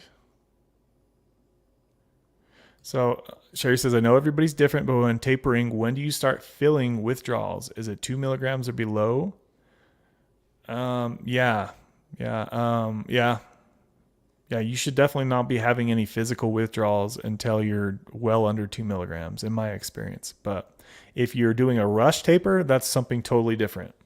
What I'm talking about tapering is taking your time, right, and taking months to go down with your doses. Not months between each taper dose, but some people consider a tapering off in a week all the way off, and to me that doesn't sound like a taper to me at all.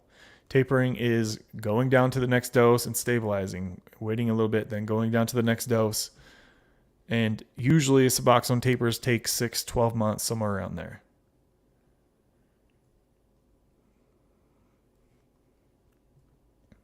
Babies. Shannon says, Sherry, under 1 milligram was rough for me. Yep, the lower you get, the harder it gets, guys, for sure.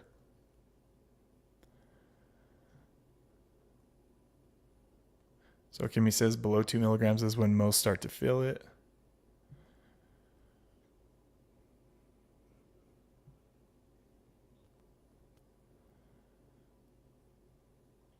Babies. Danielle says she smashed that like button, so we're still at 22 likes, guys. If you haven't yet smashed the like, please do so now. Get that puppy over 25. That baby.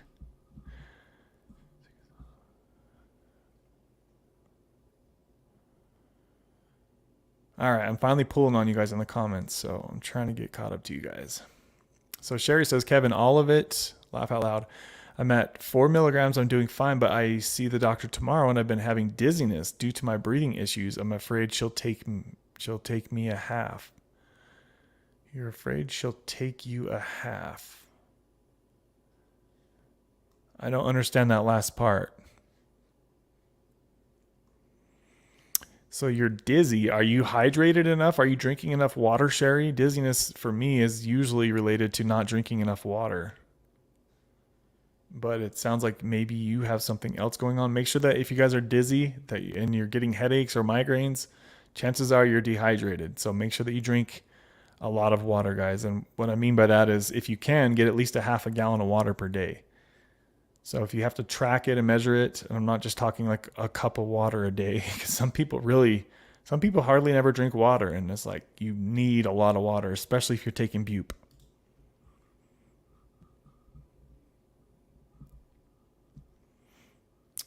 Hector says, I feel not alone for the first time in my life dealing with this addiction. Kevin, thank you so much for starting this channel and having an outlet for us addicts to go to. You know it, Hector. I'm glad you were enjoying this channel, my friend. Yes, that's exactly what this community is for, just to help you guys not feel alone, because that's what many of us felt going through our addiction. I felt alone for 15 freaking years when I was in active addiction, guys.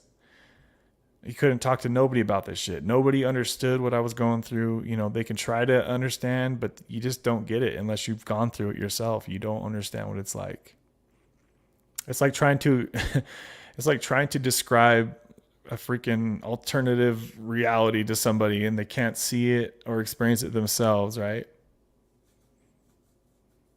Just like when I talk to people about their alcoholism, it's like I've never really been I never had really that addiction to alcohol like that. So it just doesn't make as much sense to me, right?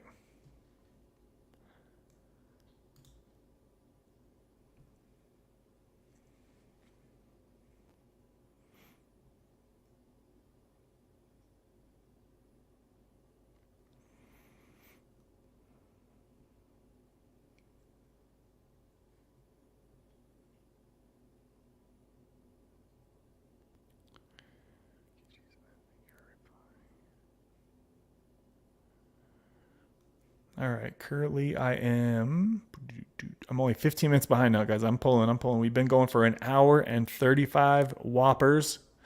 So if you enjoy this information, guys, if you enjoy hanging out, chatting here, please smash the like button. We're at 24 likes. There we go. Someone just smashed it. I appreciate that.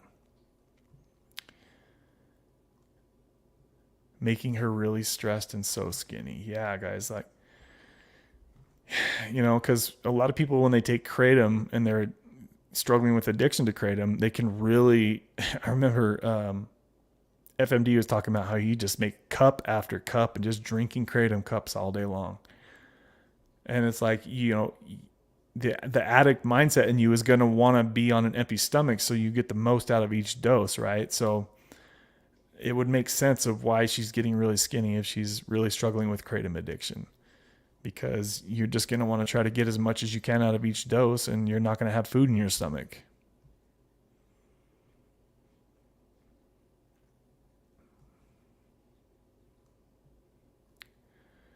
Is there a reason she's so against getting on Suboxone, Siobhan? I'm just trying to think if there's any like other things that were. What would you guys do if you were stuck in like a severe Kratom pickle? Would you guys take Suboxone to help get off that? If you tried tapering off Kratom and it just hasn't worked? Because if it doesn't work, it doesn't work, right?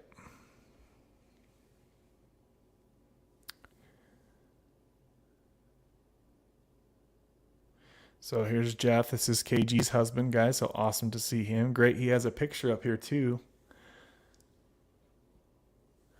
Good to see you guys out there living your life.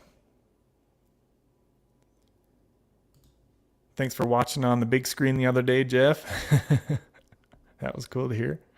Let's see here. You're welcome, Sherry. Ask away.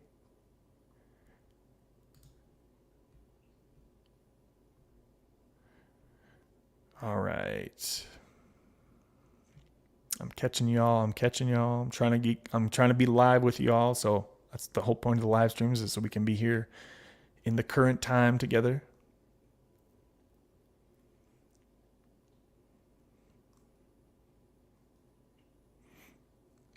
So that's a good question. Hector says, hey, Kev, or anyone for that matter, how will I feel the first week on Suboxone? Damn, that's a freaking...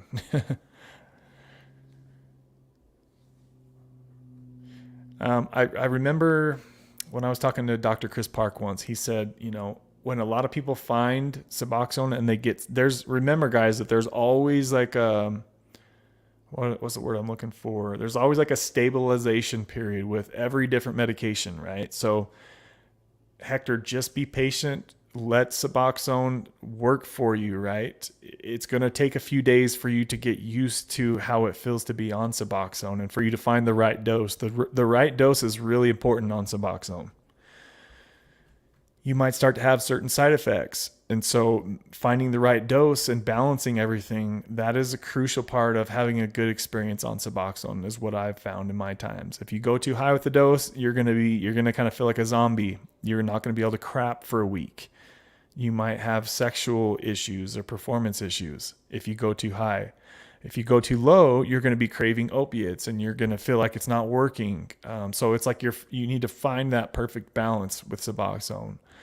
Suboxone is a strong medication, and a little bit will get you a long way. So that's why I always say, try to stay as low as you can, but you need to get to the point where you feel comfortable. You should be able to go. A lot of people, when they get stabilized on Suboxone after a couple of days, when they find the right dose, you should be able to go work just like normal. Okay, you should be able to go do your normal stuff. You shouldn't be going into withdrawal. So yeah, you just have to be ready to give up whatever the high, that if you're still getting that high from the oxys, you just need to be ready for a more chill, stable lifestyle. And that's what Suboxone will give you.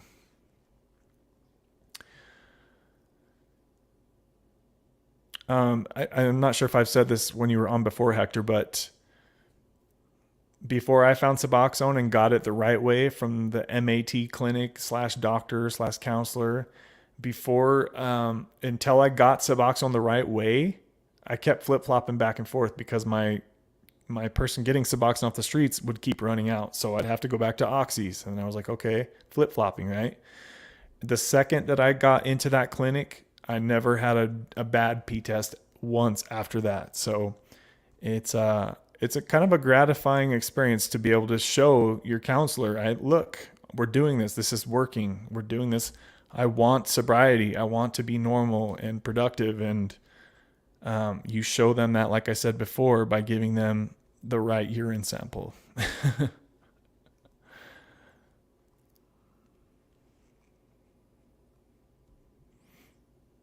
Hector, I was amazed when I got on subs. All those withdrawals I was having went away in the first dose. Same here, KG. Same here.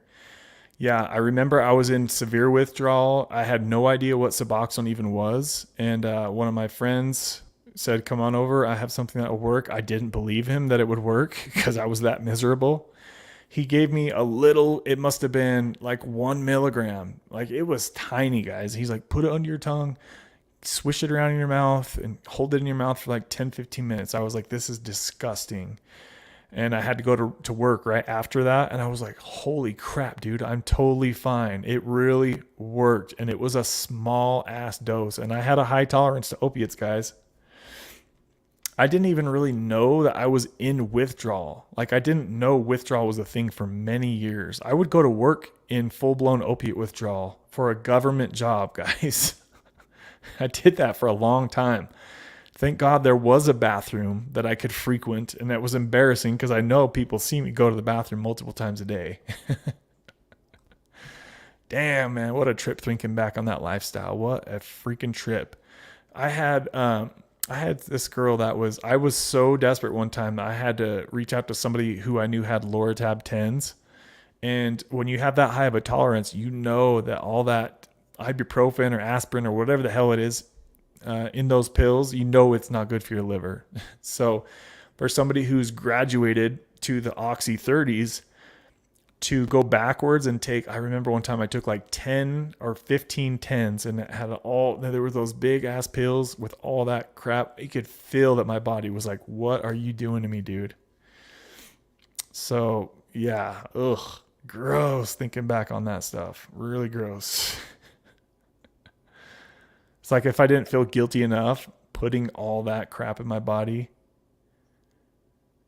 man, it made me feel like crap. But yeah, the first time I took Suboxone, not knowing what it was, it really made a huge difference to get me out of withdrawal. For sure. If you take too much, you'll be getting tired and sleepy and foggy and dull, and you'll feel like the word zombie is the easiest way I can explain it. If you're zombied out, you're taking too much Suboxone. It's as simple as that. You got to find the balance, guys, and you do that by trying different doses. Starting low, like Marky said, and then once you realize it's withdrawal, that's when the fun starts.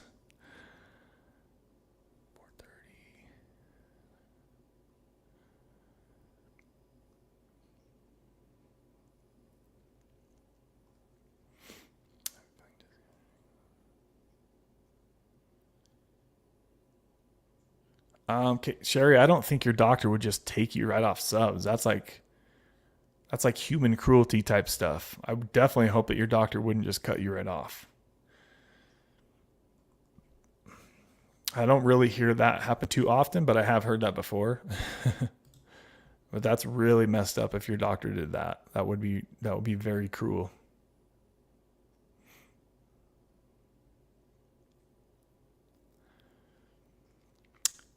Yes, Marky has a great point here. It says, Hector, just remember bupe is very strong, very, very strong. So try not to seek a high from it. Yeah, guys, if you're trying to seek a high from Suboxone, you're in for a very long Suboxone journey for sure. That's absolutely for sure. You want to feel normal is the goal. You don't want to feel high. You don't want to feel low. You want to find that quote unquote normal, especially when you're in your that's how a lot of people get in bad positions with Suboxone, is they're trying to chase something with it. It's that addiction mindset, right?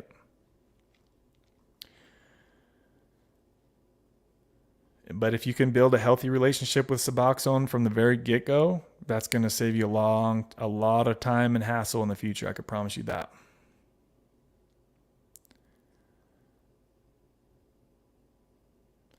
KG Smith says, I'm now on 0.32 milligrams, or as close as I can get to it, plus the Butrans patch. So KG has recently tested negative for bupe. She's that low of a dose, guys. So that is absolutely incredible, incredible stuff. And that lets you know that the plan that she's come up with her and Dr. Chris Park, it's working, and she's doing well with the journey that she's on. And I'm really, really proud of you, KG Smith, for stepping up and doing this and sharing with the group exactly what's been going on with you. It's really been super awesome to see that, and I'm really happy for you. And I'm excited to get to see how it goes for Jeff as well, and hear his updates and his progression as well. So Jeff, whenever you're ready, my friend, let's get this out there and figure it out, my man. Good to see Jeff on here, which is, like I said, KG's husband. I was asking about him earlier in the stream. I was asking KG if he was here watching us again today. Are you at work, KG, or are you just chilling at home? I know sometimes she'll listen when she's at work. It's awesome.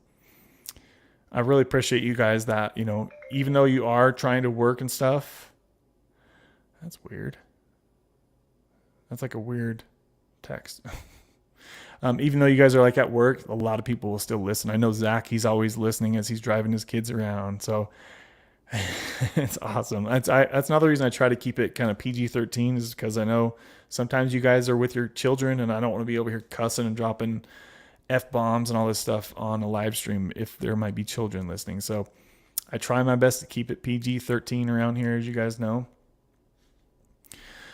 We just had a sponsor bomb come through. I think that was KG Smith, but my phone is like on a delay right now for some reason. So I'll pull that up in just a minute and see if that updates. And we might have a sponsor bomb coming through here shortly, guys. We've got 17 people in here. We've got 24 likes. Please, please, please smash that like button. If you could, you would be my baby. Just remember that you are all my babies. Let's see. Sherry, I started getting bad headaches. That's the main reason I started decreasing my dose. I was very surprised I didn't feel anything until I got to 2 milligrams. Yeah, guys, if you're getting headaches and migraines and you're on bupe, Suboxone, it's because your dose is too high, more than likely. That, or you're just not drinking any water. Both of those things can be true. Jill, what's up, Jill? Damn, Jill has been really consistent up in here, Jill. It's been good to see you hopping in here almost every single live stream. And Jill was also chilling over there on Kimmy B's channel too. So love to see that. Everybody's supporting everybody. And it's really good to see that. So Hector says, Okay, I will start off on a very small dose and go from there. Not seeking a high, but I will be very careful on subs. Hector, if I was you in your spot, I would get like a little notebook and document the doses. This is what I would do. Document the doses and how you felt. Did you have cravings? Did it feel too strong? And then keep track of that. And that way you can dial yourself in sooner than later, right? Because if you're bouncing all around with the Suboxone doses, you might start to get some unhealthy habits with it, right? So, dude, maybe even you might even be able to start off with like 1 milligram, and you'll be surprised how far you can get with 1 milligram of Suboxone. I almost might just say try to start with 1 milligram, dude. And I think you'll be surprised how good you'll feel once you feel that. Like I said, every time you dose, set your alarm clock for 1.5 hours, because after that 1.5 hours is up, you're gonna know how you're gonna feel from that dose, right? My phone is still not updating. What is wrong with this baby? Oh, I think I'm on the wrong connection. Hold on a second. Rookie status. Yep, I was on the wrong thing. So we just had a sponsor bomb come through. Let's fire up the jets for KG Smith, showing the love once again, guys. Let's fire this puppy up right here. Oh, baby. Oh, baby. You know what that sound means. Drop them bombs up in here. Boom. Shout out to KG Smith, showing the love once again. $40 sponsor bomb. KG Smith showing the love. Thank you, KG. She is always dropping mad sponsor bombs in here, guys. Absolutely incredible. She clearly enjoys this channel, so I appreciate you, KG. And also, like I said, I appreciate your updates as well. And I really hope to have you and Jeff on the channel sometime soon. So thanks for showing Jeff this channel as well. It's good to see him here in the comments as well. So now that we know that he has his own channel, we can watch for him to pop in sometimes too. So very, very awesome stuff. Thank you, KG Smith, baby. Ooh, baby. I appreciate that. Currently, guys, I am... Where am I at? 38, 48. So I'm 17 minutes behind in the comments, guys.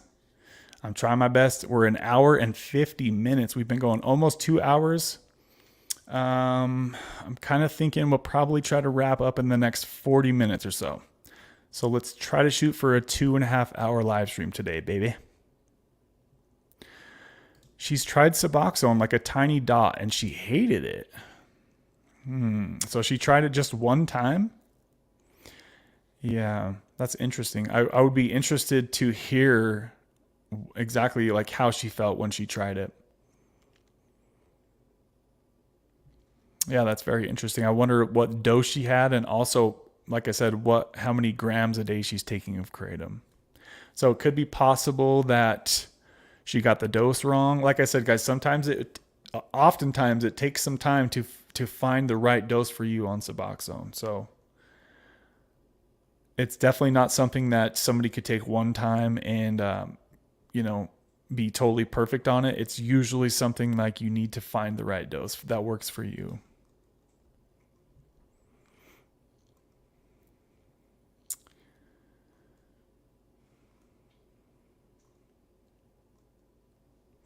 So Mikey says, so why is tapering off Suboxone going to be any different? So I think why people have more success tapering off of Suboxone is because of the longer half-life, Marky. Because with Kratom, many people have to take it 5, 6, 7 times a day. Like I said earlier, what FMD was waking up in the middle of the night taking Kratom, because what would happen for me when I was on Kratom is I would go into withdrawal halfway through my sleep because of the short half-life.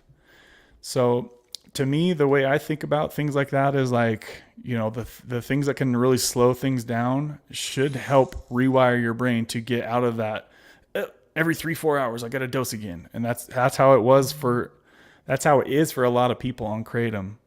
If somebody can use Kratom in, really responsibly and really strictly, and, like we've seen Sonny S do that. And we've seen Justin recently do that.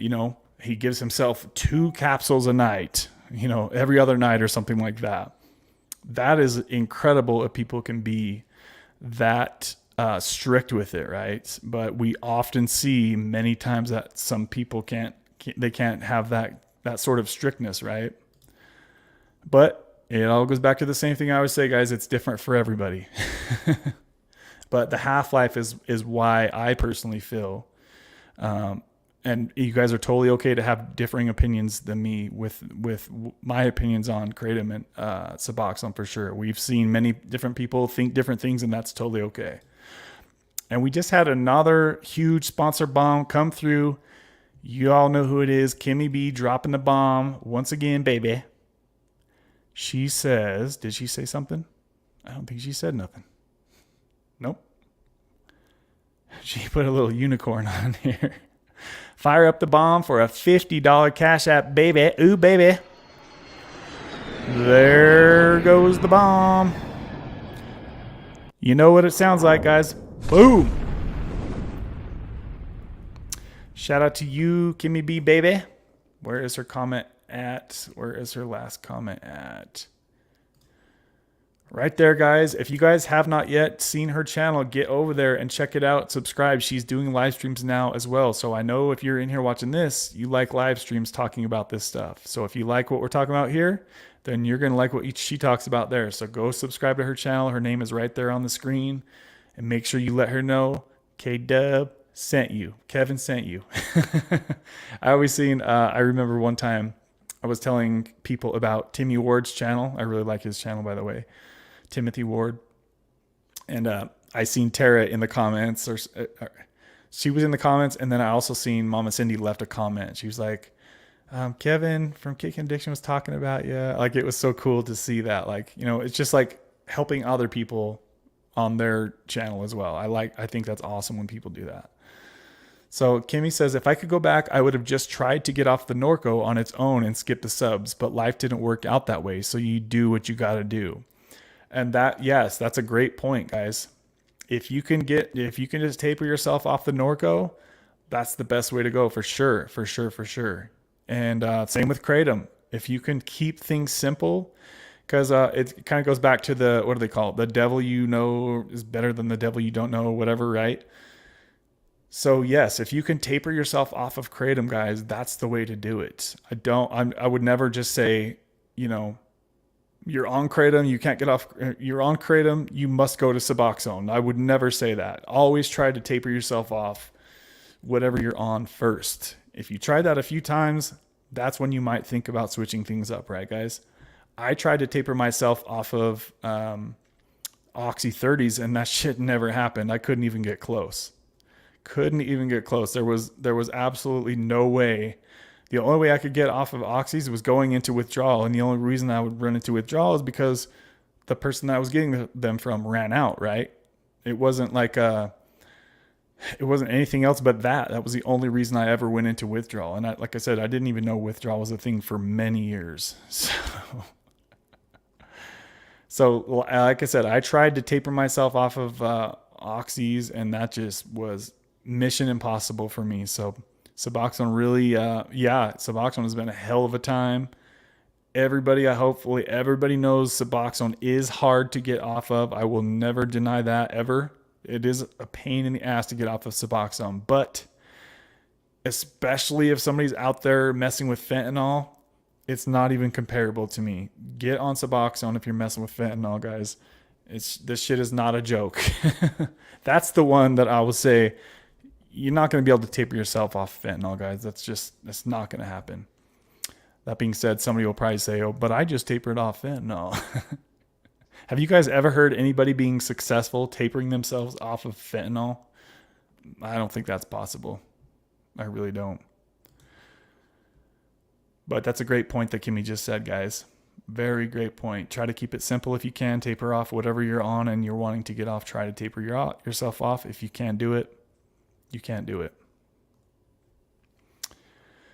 I have stayed in shape during my addiction and love working out. Well, that will definitely help you out in the long run, Hector. I still have the same drive to work out and keep my body in good shape.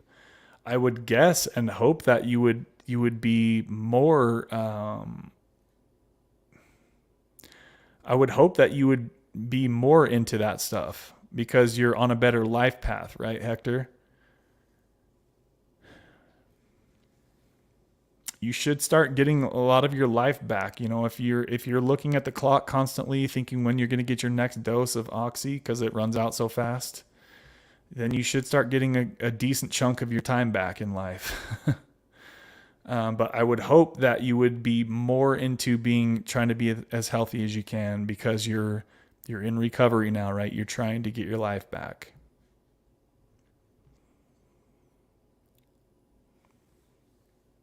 I'd try cannabis before subs to get off of Kratom. Yeah, that's a really interesting thought. Yeah.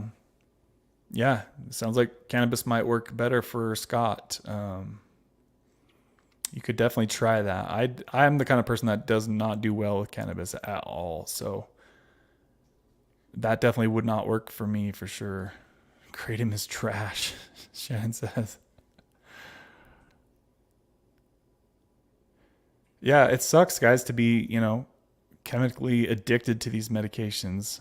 It really sucks, and I feel for everybody struggling with addiction. It sucks. It gets a lot of people, though. Almost everybody I know has some sort of addiction, whether it's alcohol or kratom or opiates or whatever, or PORN or social media. Like,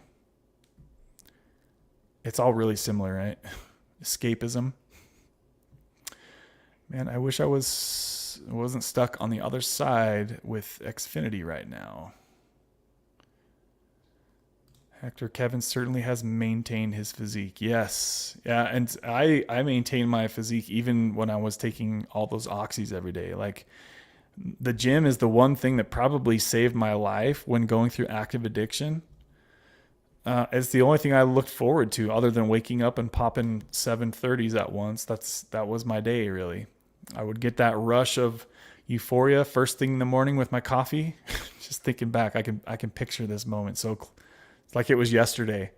Wake up, make yourself a good pot of coffee, start chugging the caffeine pills, take some coffee, 7 freaking Oxy 30s, and start looking to buy cars. And then you're in the best freaking mood, right? So you're going to go make some car deals and make some more money. And then it's just the weirdest lifestyle thinking back on that. But the gym was the thing that always really kept me going. It's like I always had the gym to look forward to.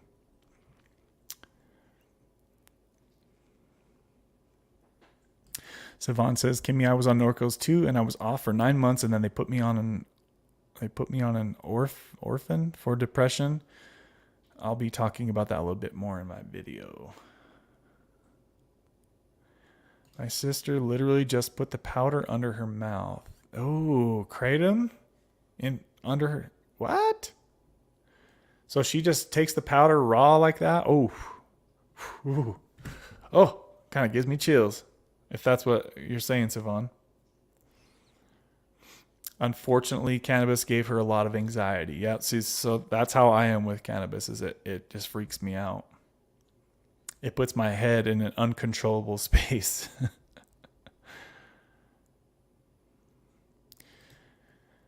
Yeah, that's a good point, Marky. So I talked to Savon's sister on Clarity once, and I told her you need to track your doses.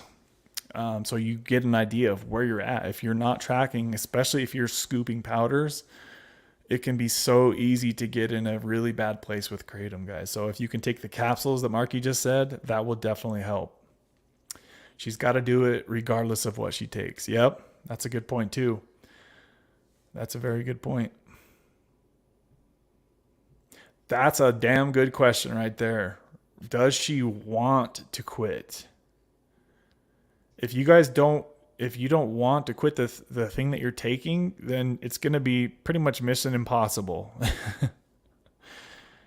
If you want to get off because somebody else wants you to get off, it's not going to work more than likely, guys. You have to really want to get off of whatever it is, because there's going to be so many hard days that are going to come that it's going to be like, why am I doing this again? Why am I doing this again? Right?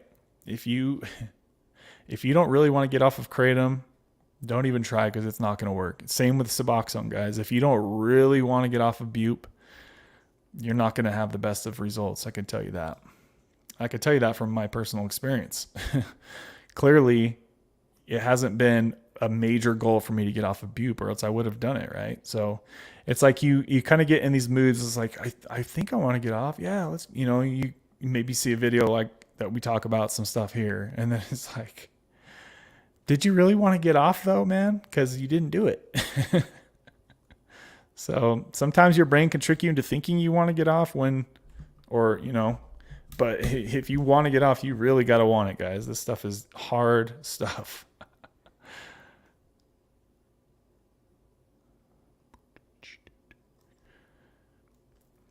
You guys are pulling away from me again.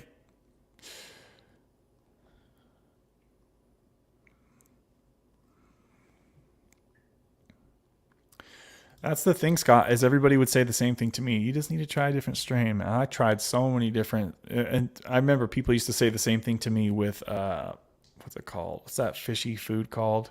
I can't stand it. What's it called, guys? You know what I'm talking about, right? It's like a high class fishy type of, I can't remember what the hell the name's called. But they're like, you need to try different types. And I've tried all that. It all tastes like freaking fish to me and smells like fish. I don't remember what the name of it. Caviar? No, it's something else. It's close. You're getting close. It's, what's it called? No, that's not it. Let's see who can guess it first.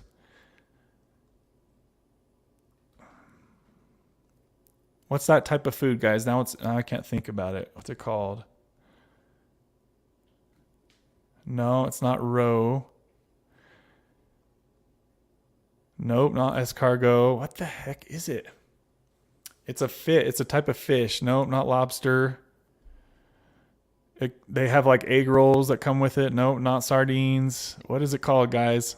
I always end up just getting a chicken and rice bowl. It's like some kind of Chinese food place, I think. Oh, it's driving me crazy that I can't think of the name of it. No, not caviar, not tuna. Damn, is this only a Utah thing or what? Oh, what the hell is it called? It pisses me off that I can't think about it. Nope, not salmon. Not fish balls, not salmon. Come on, guys, keep the comments going on that. What is it that I'm guessing? Not cod. Not octopus. Nope. Nope. Oh my gosh, what in the heck is it called? Not squid, not tuna. Oh, it freaking smells like fish. Everyone says you got to try a different kind because I'm like, it's like the texture of it. Ugh. Nope, not that. Not crappie. No, I guess nobody can guess it. Trout. Nope, not trout. Nope. I'll watch for the answer, but no one's getting it. I'll know it when I see it. Ooh, sushi, not sashimi. It's sushi, guys. Sushi. That's what I'm thinking about. Is that the same thing as sashimi? Is that what you guessed, Marky? Marky was the closest. He's the one that reminded me of it. It's called sushi. You guys know what that is, right? Is that only a Utah thing? Everybody would always tell me, you got to get the right kind of sushi. I'm like, I tried every damn kind I got, and it is so gross. Sushi is a bunch of different things. Oh, so did you guys already guess it then, or what? It was like this thing in Utah. Everybody would always talk about it. It was like this coolest thing ever to go get sushi. And then so I was like, all right, let's go try it. And I was like, this is nasty.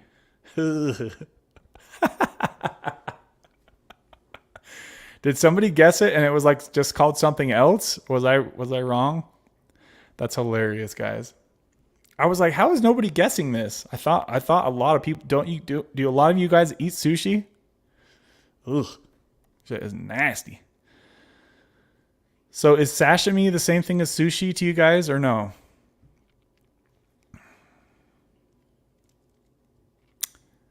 No, laugh out loud. You confused us. We're on two different pages.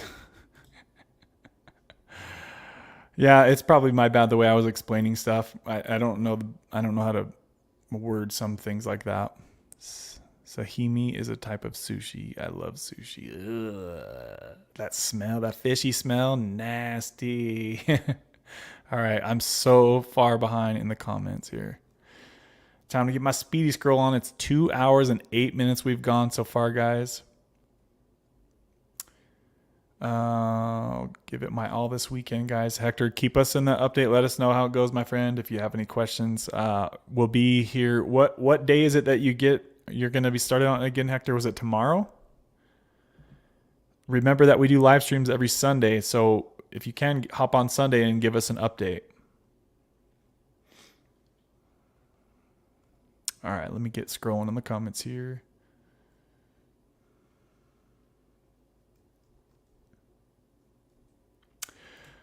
Okay, so Hector says, Kev, can you explain to me how to orally take it? So, like, do I swallow the saliva from the strip or just let it dissolve? So put it under your tongue and set a timer for 10 or 15 minutes, Hector. And just kind of lay down and relax and try not to let a whole ton of spit build up in your mouth. I would usually just like lay down on the bed or something like that. Set your timer for 10, 15 minutes and then just swallow it.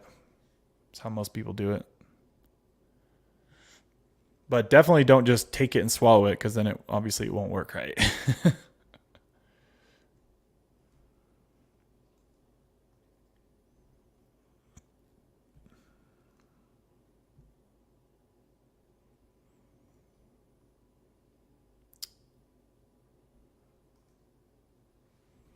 All right, it's time for the after hours. We're going to darken things up a bit here. This is the after hours show, baby.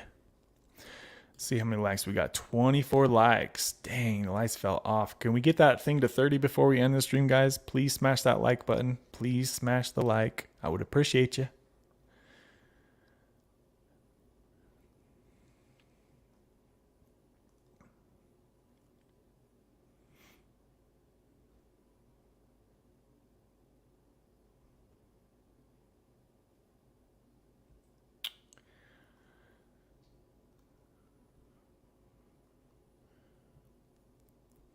All right, I'm gonna get my speed scroll on here, guys.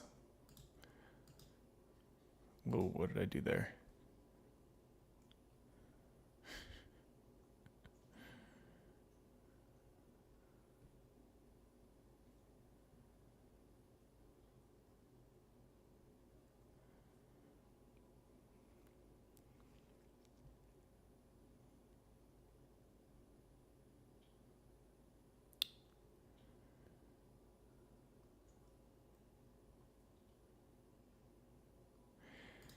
So I love this question. Matt K says, weird question. Does anybody know any good YouTube channels for meditation or anything like that? I'm trying to get my Zen on while tapering. So I would just do a YouTube search. Try doing some binaural beats. Try that, and then also just type in guided meditation. There's some channels that they literally just stream like 24/7. And it's cool because there's other people in the chat that are, trying to accomplish the same thing that you are. And it's just like a really relaxing group of people and just really chill stuff. And then you can do your own meditation too. But there's so many different meditation channels on YouTube. I don't have one that's like a favorite. I usually just search whatever I'm looking for. If you're having anxiety, do like anxiety meditation for anxiety. There's so many different meditations. Alan Watts. I love Alan Watts, although it's not for meditation. Yeah. Sometimes I get in moods to listen to Alan Watts too.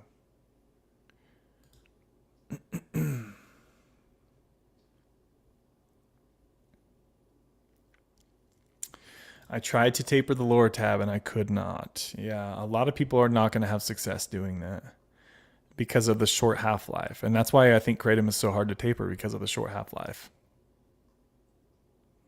I think Kratom and lower tab have the same half-life, if I can remember, guys. If anybody wants to correct me on that, let me know. But I'm pretty sure it's somewhere around 4 to 5 hours. In my experience, the shorter the half-life, the harder the taper is.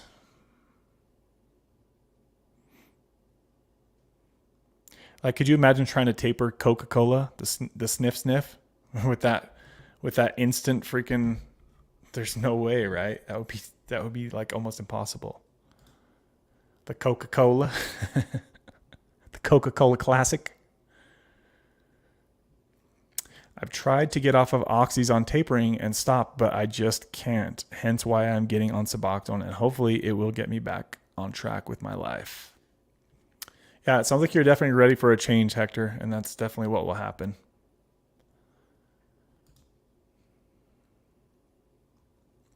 Danielle says, "How is Deb doing? I haven't seen her on the lives recently. I hope she's doing well." Yeah, I've heard she's doing really well. Actually, she's out there dating. She's dating somebody new. She's quit smoking. Man, she's just killing it in life right now. So really happy for Mama Deb, even though I miss her greatly in the chats every week.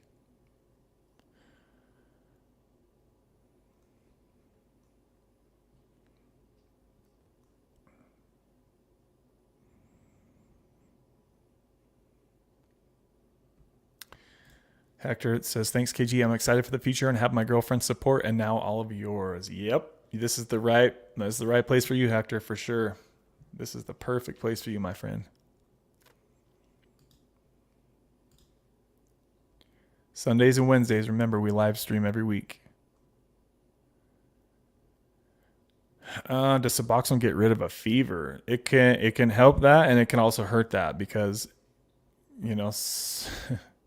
that I couldn't really say either way. It could go either way with that one, Jill.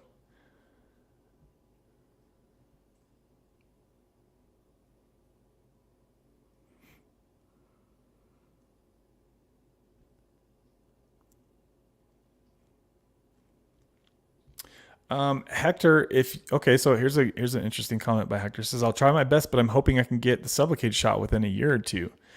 Dude, if you're leaning towards the Sublocade shot, then you might just get on Suboxone for a month or so, and then transition right over to the Sublocade shot, and then don't have to take anything at all, right?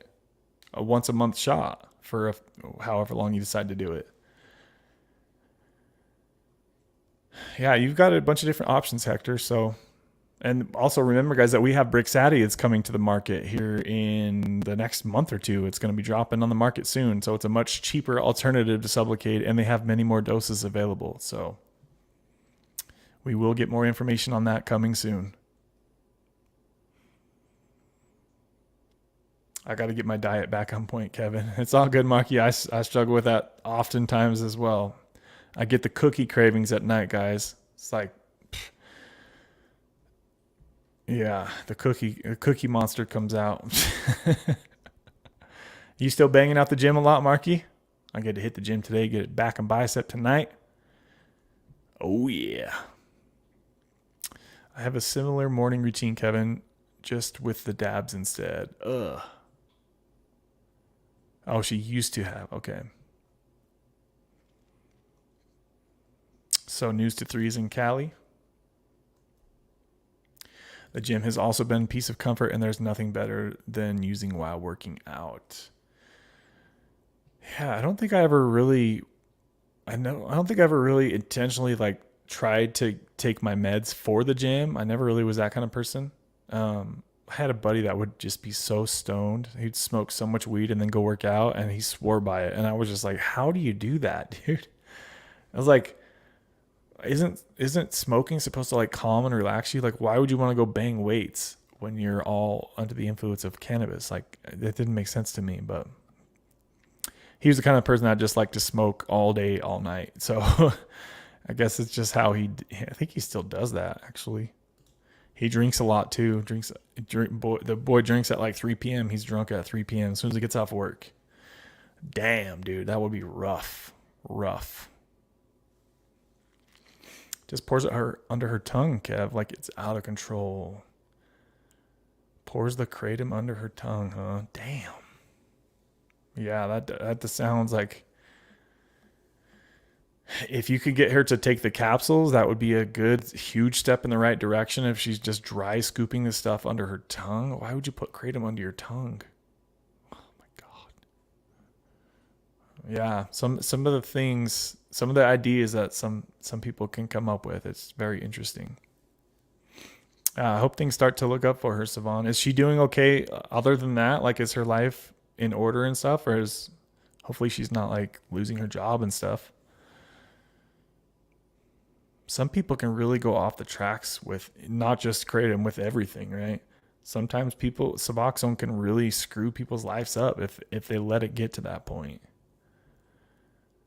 So it's literally just like, how's the old saying go? Like too much of anything is bad or something like that.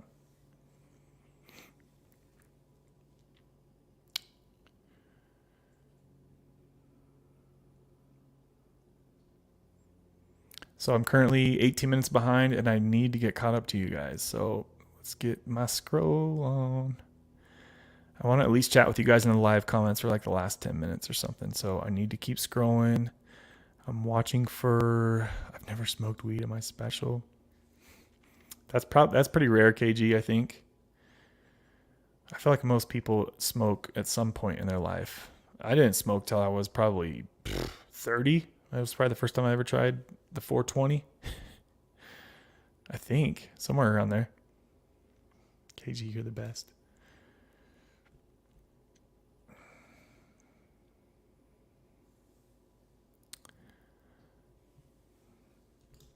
It's awesome to see this type of community, and it makes me happy that there are people out there that have struggled like I have. There have been many times where I have felt like I'm the only one.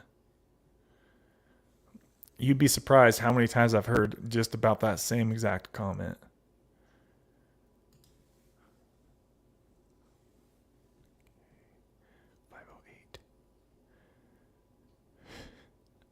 I'm just scrolling past the sushi part right now.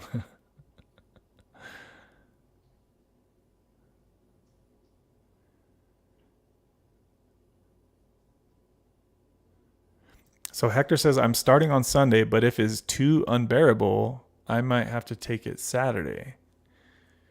If it's too unbearable? No, dude, I hope you don't think that you're going to be going through some kind of crazy withdrawal, Hector. No, Suboxone will bypass that, my friend. You should be good to go.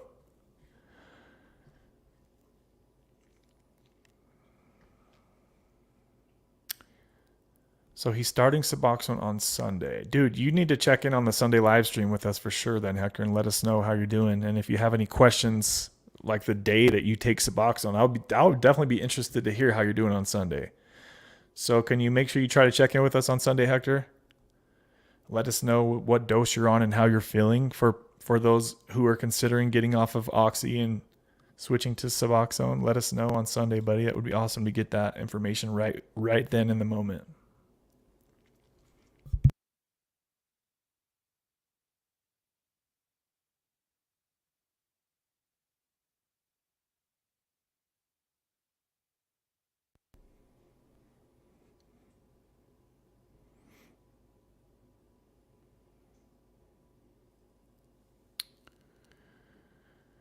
If you're on Suboxone, Kratom won't do anything. Suboxone blocks the effects of Kratom. So I feel the same way that M Gonzo does about Kratom and Suboxone, but I have heard more than a few people say disagree with that.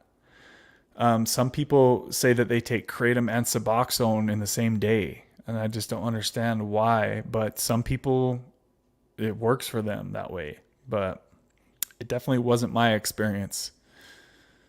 Suboxone is stronger than the Kratom in my experience, and fights for the receptor, right? Fights stronger for the receptor.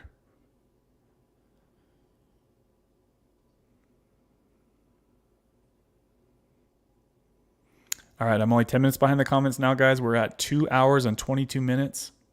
Baby.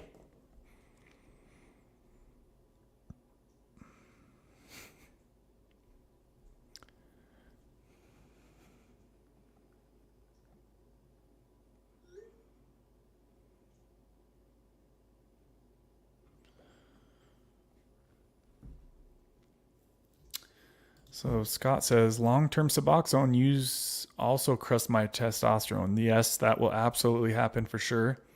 Hence my curious if your SHBG was elevated on Suboxone. I don't think I've ever looked at that. I've been sober for 7.5 years and I'm on Sublocade and I do sub CU test. What? You do sub CU test? Oh, sub Q. God. Yeah, I was definitely not thinking that, what you were meaning. I was thinking like Suboxone.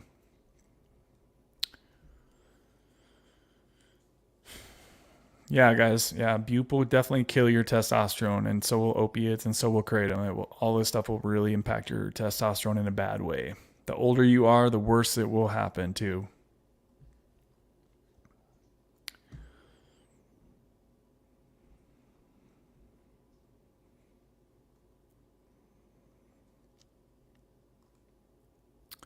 So Tara says, I used to only practice yoga while under the influence of the 420. I thought it was great, but my practice is much stronger now that I've let my addiction go, thank God.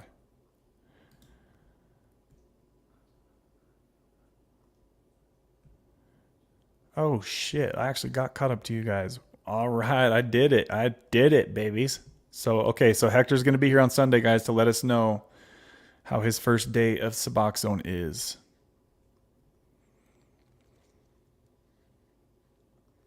Yeah, definitely don't start with anything higher than 2 milligrams. And remember, guys, I'm not a doctor and I don't give medical advice. But if I was you, Hector, I would say do not start anything higher than 2 milligrams for your first dose. So you'll likely get an 8 milligram strip probably, and then you'll have to get out the scissors. And I made a video showing how to cut Suboxone strips and showing the little doses and stuff like that. If you want to look at that, go check that out. Otherwise, if they give you the 8 milligram tablets, then you'll just get out a razor blade and cut it into 4, and that will be 2 milligrams per little quarter of a pill. Yeah, really excited to see how this goes for you, Hector. He's going to check back in on Sunday. Have a good night, everyone, Kev. Hopefully everything will go well. Yeah, you're going to be all right, Hector. Don't sweat it, buddy. You'll be all right. It's going to work out. Look at me sitting here in the live comments. Wow, that took forever. Sorry, guys. You all know how I do it.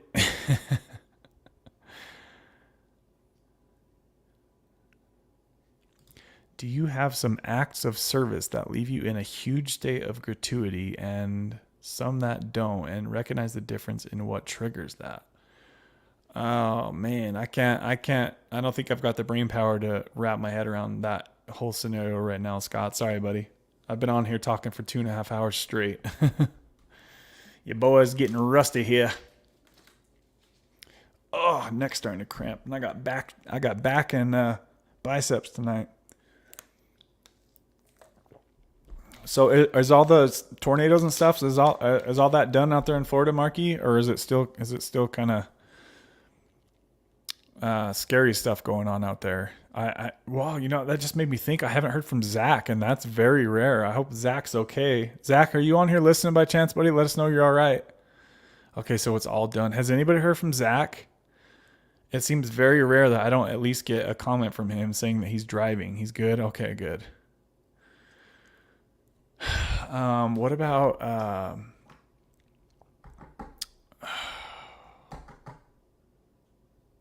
who else do we know that's in Florida, guys? We know a few people out there. Why can I not remember his name right now? How am I not remembering this? Wow, it's been a while since I've seen him. You know who I'm talking about, right? No, not FMD. He has the high dose of Suboxone addiction. Says Suboxone is his drug of choice. How can I not remember his name? You know who I'm talking about, Marky. He's in Florida. Who am I talking about, guys? Yeah, Joe. I wonder if Joe's okay. Yeah, I haven't seen Joe for so long. I need to go ask him to make an update. I love his little updates. Even if it's not, what he thinks we want to hear, it's still cool to hear. Just hear what's going on with him. Justin, what's up, dude? What's up? You made it, man. You made it. How often do you get blood work during on tests? I had hepatitis C not knowing for 7 years, and I've been looking for correlations between Suboxone, liver scarring, and binding proteins. Damn, you got some thoughtful questions, Scott. To keep it simple, I used to get my blood work done every 6 months, and now it's like once a year. I actually had a hepatitis C scare one time, and it scared the hell out of me. I didn't know. I just had a serious call from the doctor, and they're like, like, it was like you could tell they were being serious, and I was like, what the fuck is going on here? And they're like, you showed positive for hepatitis C, and I was like freaking hell out. I had no idea what it even was, but it sounded serious to to me. And so they scheduled me in for another test, and it was negative. So I was like, they're like, okay, maybe you don't have it. So I did a third test again, and it was negative. So I don't know what the heck could have triggered. Maybe they got my blood mixed up with somebody. I don't even know how that would happen, but yeah.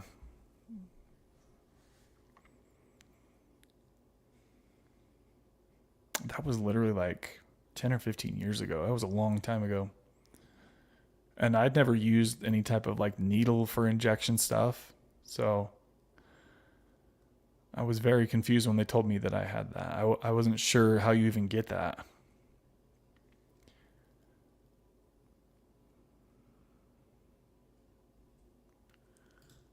Marky says, Kevin, do you find you get a stiff neck sometimes after back day? Yeah, I do. And I also like the way that I sleep. The way that I sleep, I think, doesn't help me sometimes with my pillow situation.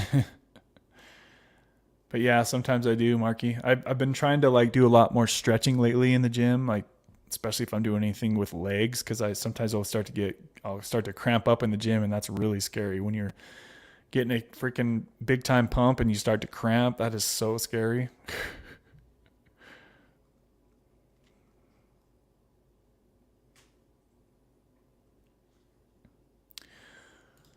It was crazy. I tested negative between stints and treatments, and I don't know how I got it, hence why it took so long. I got tested just by mindful and wellness. KG says, same Kev, I was told by a blood donation thing that I had hep C. I went to the doc to recheck, and I don't have it. Yeah, that's interesting. I wonder what the heck is going on with that.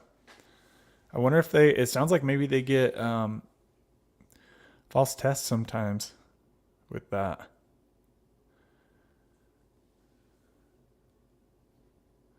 You wouldn't believe the hospital lab, how they mess up.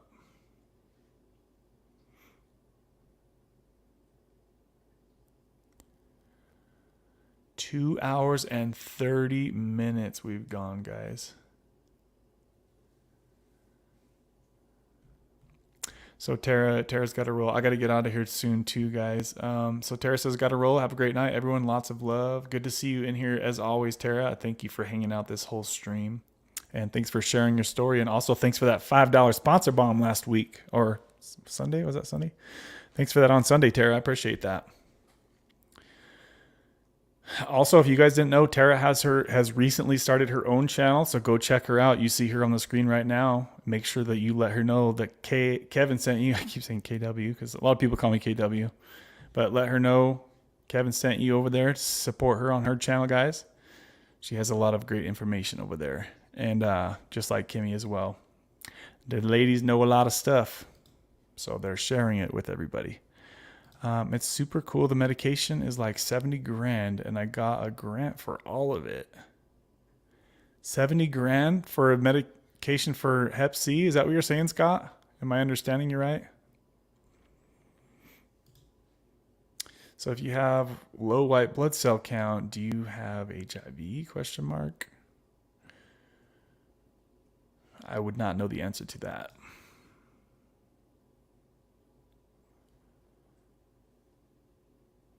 Back is starting to get hurting.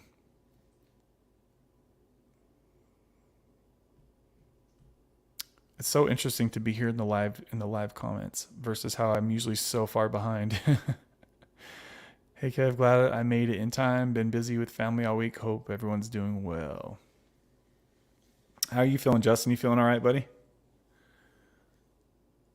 Yeah, it's not fair for people who can't afford it. Yeah, dude, like what the hell? Why is it so damn expensive? 70 grand. Damn, I thought Sublocade was expensive. 70 G's? What?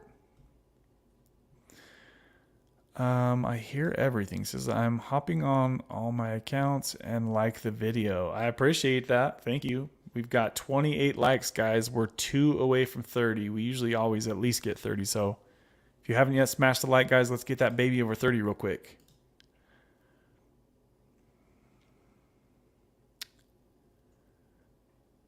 It depends on specific market test. Oh, so this is news to 3. Oh, he's still up in here hanging out. All right. I thought you took off.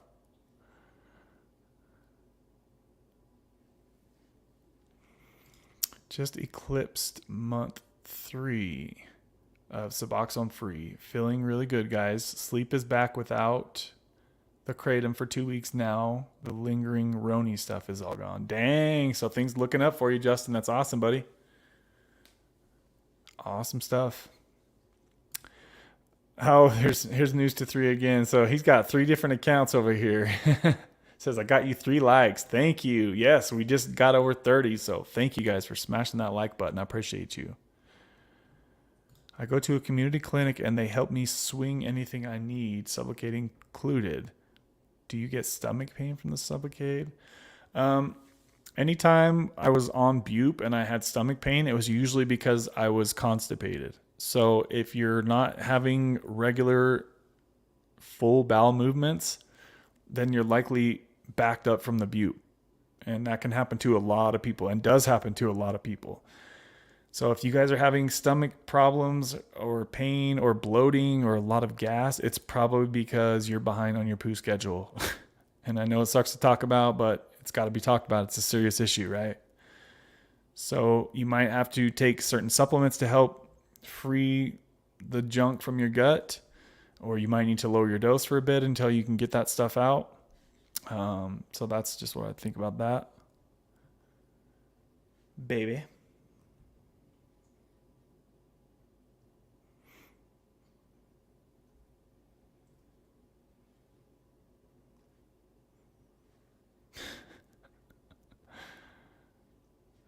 Yee.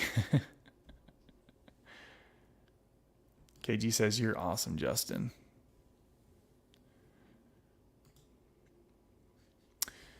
Okay, guys, we're going to wrap it up here. I'm going to play some chill music on the way out. If there's any further last comments or questions. But before I do get out of here, I do need to thank the sponsors of today's live stream, baby. And let me pull that up real quick just to do that. Kimmy, are you still here? Kimmy B, where you at, girl? So I'm wondering... I'll wait a little bit longer on that. No, I'll wait on that. Let me wait on that.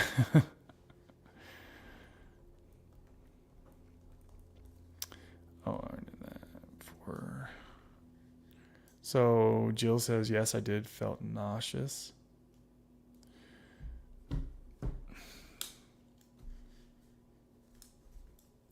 Ooh, baby. Ooh, baby.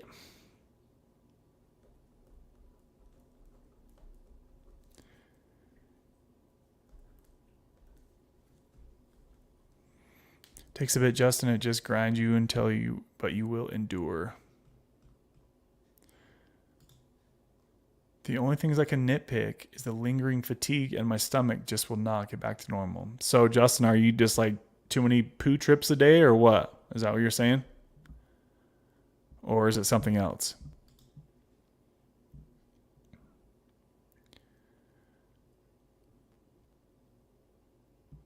Okay, so you are still here, Kimmy. Okay.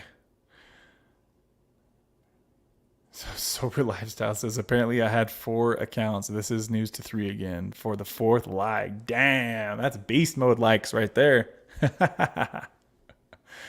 How in the hell does someone have 4 YouTube accounts? Damn, that's a lot. That's a hell of a lot of accounts. I appreciate all the likes, my friend. Yeah, he got us up to 32 likes. Yes, amazing. Thank you very much. I appreciate you. Thank you. I look deep into proteins that interfere with testosterone production, among other things, wellness-based. Would be interested to talk to you more about all of it. You know whose channel I think would really vibe with the stuff that you're saying, Scott, is Zach's channel. It sounds like you and Zach could have a really scientific conversation about this stuff. I think Zach knows a bit more about those things that you're talking about. Go check out Zach's channel. Kimmy, can you by chance post a link to it, or can somebody post a link to Zach's channel so Scott can check that out? Scott, have you seen Zach's channel before? Grateful to be present and sober today. God is great. I'll pray for all of you. I appreciate that, Scott. And same back to you, my friend. I broke down the other day on the way to work, just feeling so grateful I'm no longer on the subs. I broke free, and it's worth every moment of the shitty withdrawal. Pulling for everyone. Y'all got this. That's a big time freeing feeling. Yeah. When you can break through those chains of addiction, guys. So Justin's feeling the part of the pink cloud we sometimes refer to it as, right? Like that super extra happiness that you don't get from any sort of medication. It's just a natural high type of feeling.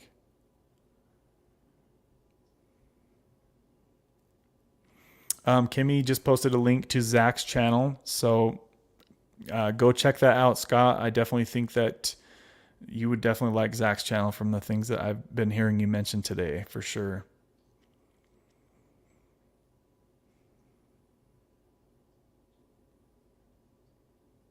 +3 bathroom trips every day. Yeah, dude, that's rough, Justin. I know that might take some time for that to get back to normal.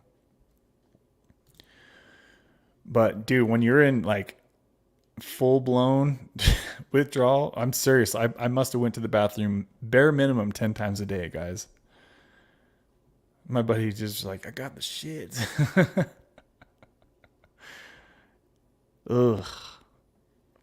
Let's chill. Let's turn on some chill music here. What can we turn on here? Let's do this one. This is my usual song. So we're going to kind of wrap things up here, guys. 2 hours and 40 minutes we've been on here hanging out. So I'm going to kind of go through the last of the comments here. But before I do, I need to thank the sponsors of today's live stream. And that music might be too loud. So the sponsors of today's live stream, super shout out to Kimmy B, showing the massive love with a $50 Cash App donation. Shout out to you, Kimmy B, baby. Ooh, baby.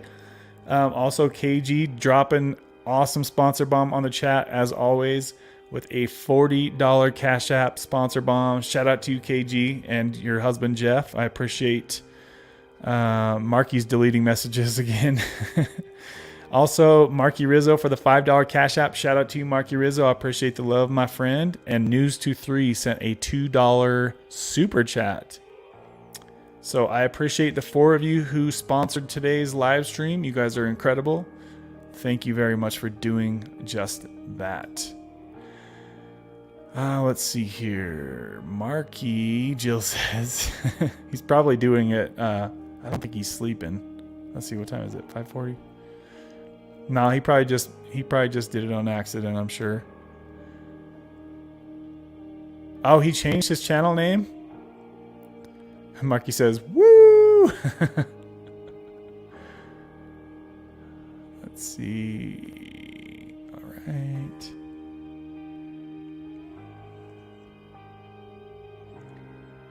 Oh, that's probably what happens. Marky's making phone calls. He probably hit the wrong button.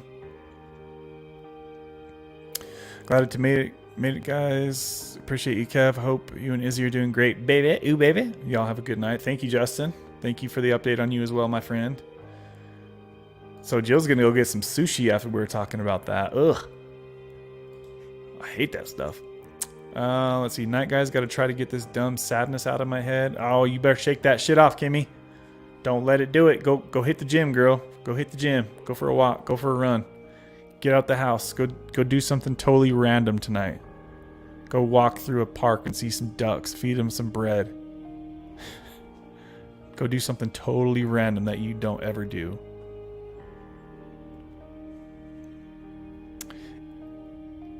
Or make a YouTube video. Do that. Eat an edible and watch a funny movie, Kimmy. KG says, good night, my friends. Enjoy it as always, Kev. Much love. Thank you, KG. Okay, guys, we're going to see you. Make sure that you check in on the Sunday live stream. Hopefully, we're going to have some updates with Hector's Suboxone. He's going to be transitioning to Suboxone. So I love y'all. Smash the like on the way out, and we'll see you on the next one, guys. Bye.